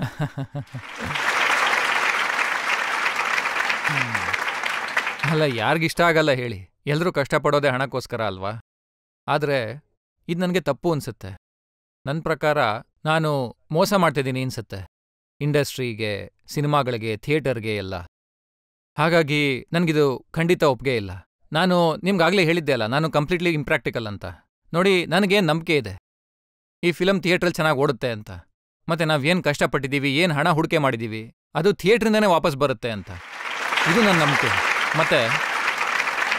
ಮತ್ತೆ ನನ್ನ ಫಿಲಮ್ ಮೇಲೆ ಮಾತ್ರ ಅಲ್ಲ, ನನ್ನ ಆಡಿಯನ್ಸ್ ಮೇಲೆ ಕೂಡ ನನಗೆ ನಂಬಿಕೆ ಇದೆ. ನನ್ನ ಆಡಿಯನ್ಸ್ ಥಿಯೇಟರ್ಗೆ ಬಂದು ನನ್ನ ಫಿಲಮ್ನ ಇಲ್ಲಿವರೆಗೂ ನೋಡಿದ್ದಾರೆ, ಇದನ್ನು ಕೂಡ ಅವರು ಥಿಯೇಟ್ರಲ್ಲೇ ನೋಡ್ತಾರೆ. ನನಗೆ ಖಂಡಿತ ನಂಬಿಕೆ ಇದೆ. ಮತ್ತೆ ನಮ್ಮ ದೇಶದಲ್ಲಿ ಇಂಥ ಲಕ್ಷಾಂತರ ಮಕ್ಕಳಿದ್ದಾರೆ. ಹೌದು, ಸಾಕಷ್ಟು ಪರಿವಾರಗಳಲ್ಲಿ ಈ ರೀತಿ ಮಕ್ಕಳಿದ್ದಾರೆ. ಪರಿವಾರಗಳಲ್ಲಿ ಇಂತಹ ಮಕ್ಕಳಿದ್ದಾರೆ, ಅವ್ರನ್ನ ಬಚ್ಚಿಟ್ಟಿದ್ದಾರೆ. ನೋಡಿ, ಈಗ ಸಮಯ ಬಂದಿದೆ. ಸಿನಿಮಾ ನೋಡಿದ ನಂತರ ಅವರು ಖಂಡಿತ ಡಿಸ್ಪ್ಲೇ ಮಾಡ್ತಾರೆ, ನನ್ನ ಮಕ್ಕಳು ಅಂತ. ನನಗೂ ಅದೇ ಬೇಕಿರೋದು. ನೋಡಿ, ಈ ಫಿಲಮ್ ನೋಡಿದ್ಮೇಲೆ ಜನ ತಮ್ಮ ಕುಟುಂಬದಲ್ಲಿ ಈ ರೀತಿ ಯಾರಾದ್ರೂ ಇದ್ರೆ ಅವ್ರನ್ನ ಖುಷಿಯಾಗಿ ಅಕ್ಸೆಪ್ಟ್ ಮಾಡ್ಕೋಬೇಕು. ನೀವು ನಿಭಾಯಿಸಿರೋ ಪಾತ್ರ ಇದೆಯಲ್ಲ, ಅದು ನಿಜಕ್ಕೂ ಬಹಳ ಚಾಲೆಂಜಿಂಗ್ ಆದದ್ದು, ತುಂಬಾ ಚಾಲೆಂಜಿಂಗ್ ಆದದ್ದು. ಒಂದ್ ರೀತಿಯಾಗಿ ನೆಗೆಟಿವ್ ಪಾತ್ರ. ಆ ಮಗು ಆಗಾಗ್ಗೆ ನಿಮ್ಗೆ ಹೊಸದನ್ನ ಕಲಿಸ್ತಾ ಹೋಗುತ್ತೆ, ಆಗಾಗ್ಗೆ ನೀವು ತಪ್ಪು ಮಾಡ್ತಿದ್ದೀರಿ ಅಂತ ಹೇಳುತ್ತೆ. ಸರಿಯಾಗಿ ಹೇಳಿದ್ರಿ. ನನಗಂತೂ ತುಂಬಾ ಖುಷಿ ಸಿಕ್ತು ಈ ಫಿಲಮ್ ಮಾಡ್ತಾ, ತುಂಬಾನೇ. ಆ ಮಕ್ಳ ಜೊತೆ ಕೆಲಸ ಮಾಡಿ ಎಷ್ಟು ಖುಷಿ ಸಿಕ್ತು ಅಂದ್ರೆ. ಆ ಮಕ್ಕಳಿಗೆ ನೀವು ಯಾವ್ದಾದ್ರು ಟ್ರೈನಿಂಗ್ ಕೊಟ್ಟಿದ್ರಾ ಆಕ್ಟಿಂಗ್ ಬಗ್ಗೆ? ಇಲ್ಲ, ಇವ್ರು 10 ಜನರಲ್ಲಿ ಒಬ್ಬ ಹುಡುಗ ಏನಿದ್ದಾನೆ, ಅವನು ಕೇರಳದವನು. ಅವನು ಮಲಯಾಳಂನ 1-2 ಫಿಲಮ್ ಮಾಡಿದಾನೆ ಅನ್ಸುತ್ತೆ. ಮತ್ತೆ ಮಿಕ್ಕಿರೋ 9 ಜನ ಏನಿದ್ದಾರೆ, ಅವರು ಆಕ್ಟರ್ಸ್ ಅಲ್ಲ, ಅವರು normal people. They are people who are neurodivergent. ಕೆಲವ್ರಿಗೆ ಡೌನ್ ಸಿಂಡ್ರೋಮ್ ಇದೆ, ಕೆಲವ್ರಿಗೆ ಆಟಿಸ್ಟಿಕ್ ಇದ್ದಾರೆ, ಸ್ಪೆಕ್ಟ್ರಮ್ನಲ್ಲಿದ್ದಾರೆ. ಮೊದಲನೇ ಸರಿ ಕೆಲಸ ಮಾಡಿದ್ದವರೆಲ್ಲ, ಮೊದಲನೇ ಬಾರಿಗೆ ಆಕ್ಟ್ ಮಾಡಿದವರೆಲ್ಲ. ಇವರು ಎಷ್ಟು ಅದ್ಭುತವಾಗಿ ಕೆಲಸ ಮಾಡಿದ್ದಾರೆ ಅಂದ್ರೆ ನೋಡಿ, ಅವ್ರಿಗೋಸ್ಕರ ನಾವು ಯಾವುದೇ ರೀತಿ ಸ್ಪೆಷಲ್ ಆಗಿ ಸಹಾಯ ಮಾಡಿಲ್ಲ. ಇದನ್ನ ನೇರವಾಗಿ ನಾನು ಟಿವಿ ಮುಂದೆನೇ ಹೇಳ್ತಾ ಇದ್ದೀನಿ. ನಾವು ಕಾಸ್ಟಿಂಗ್ ಪ್ರೋಸೆಸ್ ಮಾಡ್ತೀವಲ್ಲ, ಇವರು ಅದೇ ಪ್ರೋಸೆಸ್ಸಿಂದ ಬಂದವರು. ಅದಾದ್ಮೇಲೆ ನಾವು ವರ್ಕ್ಶಾಪ್ಸ್ ಮತ್ತೆ ರಿಹರ್ಸಲ್ ಮಾಡ್ತೀವಿ, ಅದನ್ನ ನಾನು ಕೂಡ ಮಾಡ್ತೀನಿ. ಇವರು ಕೂಡ ವರ್ಕ್ಶಾಪ್ಸ್ ಮತ್ತೆ ರಿಹರ್ಸಲ್ಸ್ ಮಾಡಿದ್ರು, ಲೈನ್ಸ್ ನೆನ್ಪಿಟ್ಕೊಳ್ಳೋದು, ಅದು ಇದು ಎಲ್ಲ. ಅದಾದ್ಮೇಲೆ ನಾವು ಸೆಟ್ಟಿಗೆ ಬಂದ್ವಿ ಶೂಟಿಂಗ್ ಮಾಡೋದಕ್ಕೆ. 1 ನಿಮಿಷ ಕೂಡ ತಡ ಆಗ್ಲಿಲ್ಲ ಇವರಿಂದ, 1 ನಿಮಿಷ ಕೂಡ ವೇಸ್ಟ್ ಆಗ್ಲಿಲ್ಲ. ನಾನು ಅಥಾರಿಟಿಯಿಂದ ಇದನ್ನು ಹೇಳ್ತಾ ಇದ್ದೀನಿ. ನೋಡಿ, ನನಗಂತೂ ಯಾವುದೇ ವ್ಯತ್ಯಾಸ ಕಾಣಲಿಲ್ಲ.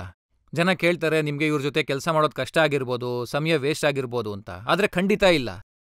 ಅಲ್ಲದೆ ಇವರಿಂದ ಸೆಟ್ನ ಒಂದು ಅನುಭವ ಏನಿತ್ತು, ಅದು ಎಷ್ಟು ಬದಲಾಗಿತ್ತು ಅಂದರೆ, ಎಷ್ಟು ಪಾಸಿಟಿವ್ ಎನರ್ಜಿ ಬಂದಿತ್ತು ಅಂದರೆ, ಅವರು ಖುಷಿಯಾಗಿ ಸೆಟ್ಟಿಗೆ ಬರೋರು, ಎಲ್ರನ್ನೂ ಪ್ರೀತಿಯಿಂದ ನೋಡ್ಕೊಳ್ಳೋರು, ಕೆಲಸ ಮಾಡೋಕ್ಕೆ ಜೋಶಿಂದ ಬರೋರು. ಅವ್ರು ಒಳ್ಳೆ ಟೀಮ್ ಪ್ಲೇಯರ್ಸ್ ಆಗಿದ್ರು.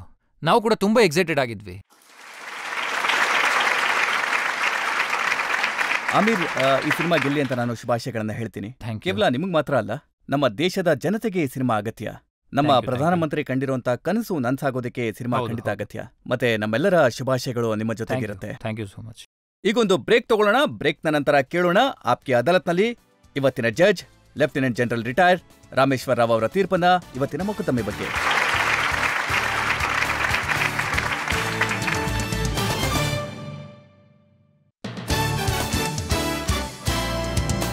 Welcome back. ಆಪ್ಕೆ ಅದಾಲತ್ನಲ್ಲಿ ನಾವಿವತ್ತು ಮೊಕದ್ದಮೆ ನಡೆಸಿದ್ವಿ ಸೂಪರ್ ಸ್ಟಾರ್ ಆಮಿರ್ ಖಾನ್ ಅವರ ಮೇಲೆ. ನಾವು ಆಮಿರ್ ಅವ್ರನ್ನ ಕೇಳಿದ್ವಿ ಅವರ ದೇಶಭಕ್ತಿಯ ಬಗ್ಗೆ, ಧರ್ಮದ ಬಗೆಗಿನ ಅವರ ಅಭಿಪ್ರಾಯದ ಬಗ್ಗೆ. ನಾವು ಆಮಿರ್ ಅವ್ರನ್ನ ಕೇಳಿದ್ವಿ ಅವರ ಸಿನಿಮಾಗಳ ಬಗ್ಗೆ, ಅವರ ಕೋಪದ ಬಗ್ಗೆ, ಮತ್ತೆ ಅವರ ಜಗಳಗಳ ಬಗ್ಗೆ, ಮತ್ತೆ ಅವರ ರಿಲೇಶನ್ಶಿಪ್ನ ಬಗ್ಗೆ. ಒಳ್ಳೆ ವಿಚಾರ ಅಂದ್ರೆ ಆಮಿರ್ ಅವರು ಎಲ್ಲಾ ಪ್ರಶ್ನೆಗಳಿಗೂ ಮನಸ್ ಬಿಚ್ಚಿ ಉತ್ತರ ಕೊಟ್ಟಿದ್ದಾರೆ. ಯಾವುದೇ ಪ್ರಶ್ನೆಗೆ ಉತ್ತರ ಕೊಡೋದಕ್ಕೆ ನಿರಾಕರಿಸಲಿಲ್ಲ. ನಗು ಕೂಡ ಬಂತು, ಕಣ್ಣಲ್ಲಿ ನೀರು ಕೂಡ ಬಂತು. ಈಗ ಸಮಯ ಬಂದಿದೆ ಆಪ್ಕೆ ಅದಾಲತ್ನಲ್ಲಿ ಇವತ್ತಿನ judge lieutenant general retire Rameshwar Rao ಅವರ ತೀರ್ಪನ್ನ ಕೇಳೋದಕ್ಕೆ. ನ್ಯಾಯಾಲಯದ ತೀರ್ಮಾನ ಏನಂದ್ರೆ, ಇವತ್ತು ಇಲ್ಲಿ ರಜತ್ ಅವರು ಬಹಳ ಪಬ್ಲಿಕ್ ಪ್ರಾಸಿಕ್ಯೂಟರ್ ಸ್ಥಾನದಲ್ಲಿ ನಿಂತು ಸರಿಯಾದ ಮತ್ತು ನ್ಯಾಯಯುತ ಕ್ವಶನ್ಗಳನ್ನ ಕೇಳಿದ್ದಾರೆ. ಕೆಲವು ಪ್ರಶ್ನೆಗಳು ಹೇಗಿತ್ತು ಅಂತಂದ್ರೆ, ಆಮಿರ್ ಖಾನ್ ಅವ್ರನ್ನ ಅಷ್ಟು ಭಾವುಕರನ್ನಾಗಿ ಮಾಡ್ತು. ಅದು ಅವರನ್ನ ಮುಂದುವರಿಸೋದಕ್ಕೂ ಕಷ್ಟವಾಗಿ ಮಾಡಿತ್ತು. ಮತ್ತೆ ಹಾಗೇನೆ ಕೇಳಿದಂಥ ಪ್ರಶ್ನೆಗಳಿಗೆ ಉತ್ತರ ಕೊಡೋದಕ್ಕೆ ನಮ್ಮ ಅದ್ಭುತವಾದಂಥ ಕಲೆಗಾರ ಏನಿದ್ದಾರೆ, ಇವ್ರಿಗೆ ಸಮಾಜದಲ್ಲಿ ಇವ್ರದೇ ಆದಂಥ ಸ್ಥಾನ ಇದೆ, ವ್ಯಕ್ತಿತ್ವ ಇದೆ, ಸೂಪರ್ ಸ್ಟಾರ್ ಇವರು. ಬಹಳ ಯೋಚನೆ ಮಾಡಿ ಜವಾಬ್ದಾರಿಯುತವಾಗಿ ಸಮಾಜದ ಕಳಕಳಿಯನ್ನ ಕೂಡ ಗಮನದಲ್ಲಿಟ್ಕೊಂಡಿರೋಂಥವ್ರು. ಮತ್ತೆ ಇವರ ಪೂರ್ತಿ ಜೀವನಾವಧಿಯಲ್ಲಿ ಏನ್ ಬದುಕಿದ್ದಾರೆ ಇವರು, ಆ ವಿಷಯಗಳನ್ನ ಗಮನದಲ್ಲಿಟ್ಕೊಂಡು ಸರಿಯಾದ ಉತ್ತರಗಳನ್ನೇ ಕೊಟ್ಟಿದ್ದಾರೆ. ಒಬ್ಬ ವ್ಯಕ್ತಿಯ ಕುರಿತು ಸಾವಿರಾರು ಕೋಟಿ ಜನರು ಅವರನ್ನ ಫಾಲೋ ಮಾಡ್ತಾ ಇದ್ದಾರೆ ಅಂದ್ರೆ, ಅವ್ರ ಮೇಲೆ ಪ್ರೀತಿ ಇದೆ ಅಂದ್ರೆ ಅಷ್ಟು ಸುಲಭದ ಮಾತಲ್ಲ ದೇಶಭಕ್ತಿ ಅನ್ನೋದು ಅವರ ಮನಸ್ಸಲ್ಲಿ ಎಷ್ಟು ಬೇರೂರಿದೆ ಅನ್ನೋದನ್ನ ಹೇಳೋದಕ್ಕೆ.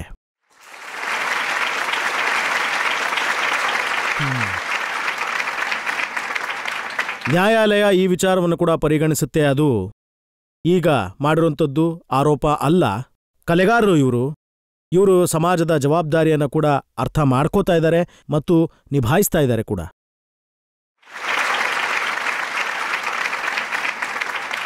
ನಾನು ನಿಮಗೆಲ್ಲ ಮತ್ತೆ ನೆನಪು ಮಾಡ್ತಾ ಇದ್ದೀನಿ, ಮತ್ತೆ ಅವರೇ ಸ್ವತಃ ಹೇಳಿದ್ದಾರೆ ಇದನ್ನ. 2012ರಲ್ಲಿ ಇವರು ಸತ್ಯಮೇವ ಜಯತೆ ಅನ್ನೋ ಕಾರ್ಯಕ್ರಮವನ್ನು ಶುರು ಮಾಡಿದಾಗ, ಆಗ ನಮ್ಮ ಸಮಾಜದಲ್ಲಿ ಇದ್ದಂಥ ಕಟುವಾದ ವಾದಿಗಳು, ಕುಕೃತಿ ಇರೋಂಥವ್ರು, ಅವರನ್ನೆಲ್ಲ ಜಾಗೃತೆ ಮೂಡಿಸೋದಕ್ಕಾಗಿ ಒಂದೇ ಮನಸ್ಸಿನ ಏಕಾಗ್ರತೆಯಿಂದ ಸಮಾಜದಲ್ಲಿ ಕೆಲವು ಕೆಟ್ಟ ವ್ಯವಸ್ಥೆಯನ್ನ ಸರಿಪಡಿಸೋದಕ್ಕಾಗಿ ಇವರ ಪ್ರಕ್ರಿಯೆ ಬಹಳ ಪ್ರಮುಖವಾಗಿತ್ತು.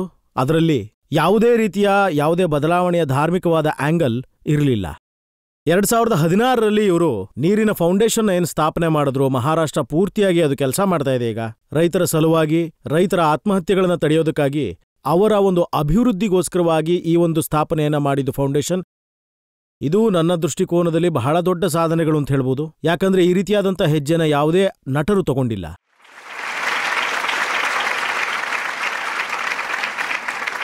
ಈ ಎಲ್ಲ ವಿಚಾರಗಳನ್ನ ನ್ಯಾಯಾಲಯ ಗಮನದಲ್ಲಿಟ್ಕೊಂಡು ಆಮಿರ್ ಖಾನ್ ಅವರನ್ನ ಇಲ್ಲಿ ಎಲ್ಲಾ ಪ್ರಕಾರವಾಗಿ ಆರೋಪಗಳನ್ನ ಮಾಡಿದ್ದನ್ನ ಈಗ ಇವತ್ತು ವಜಾಗೊಳಿಸ್ತಾ ಇದೀವಿ.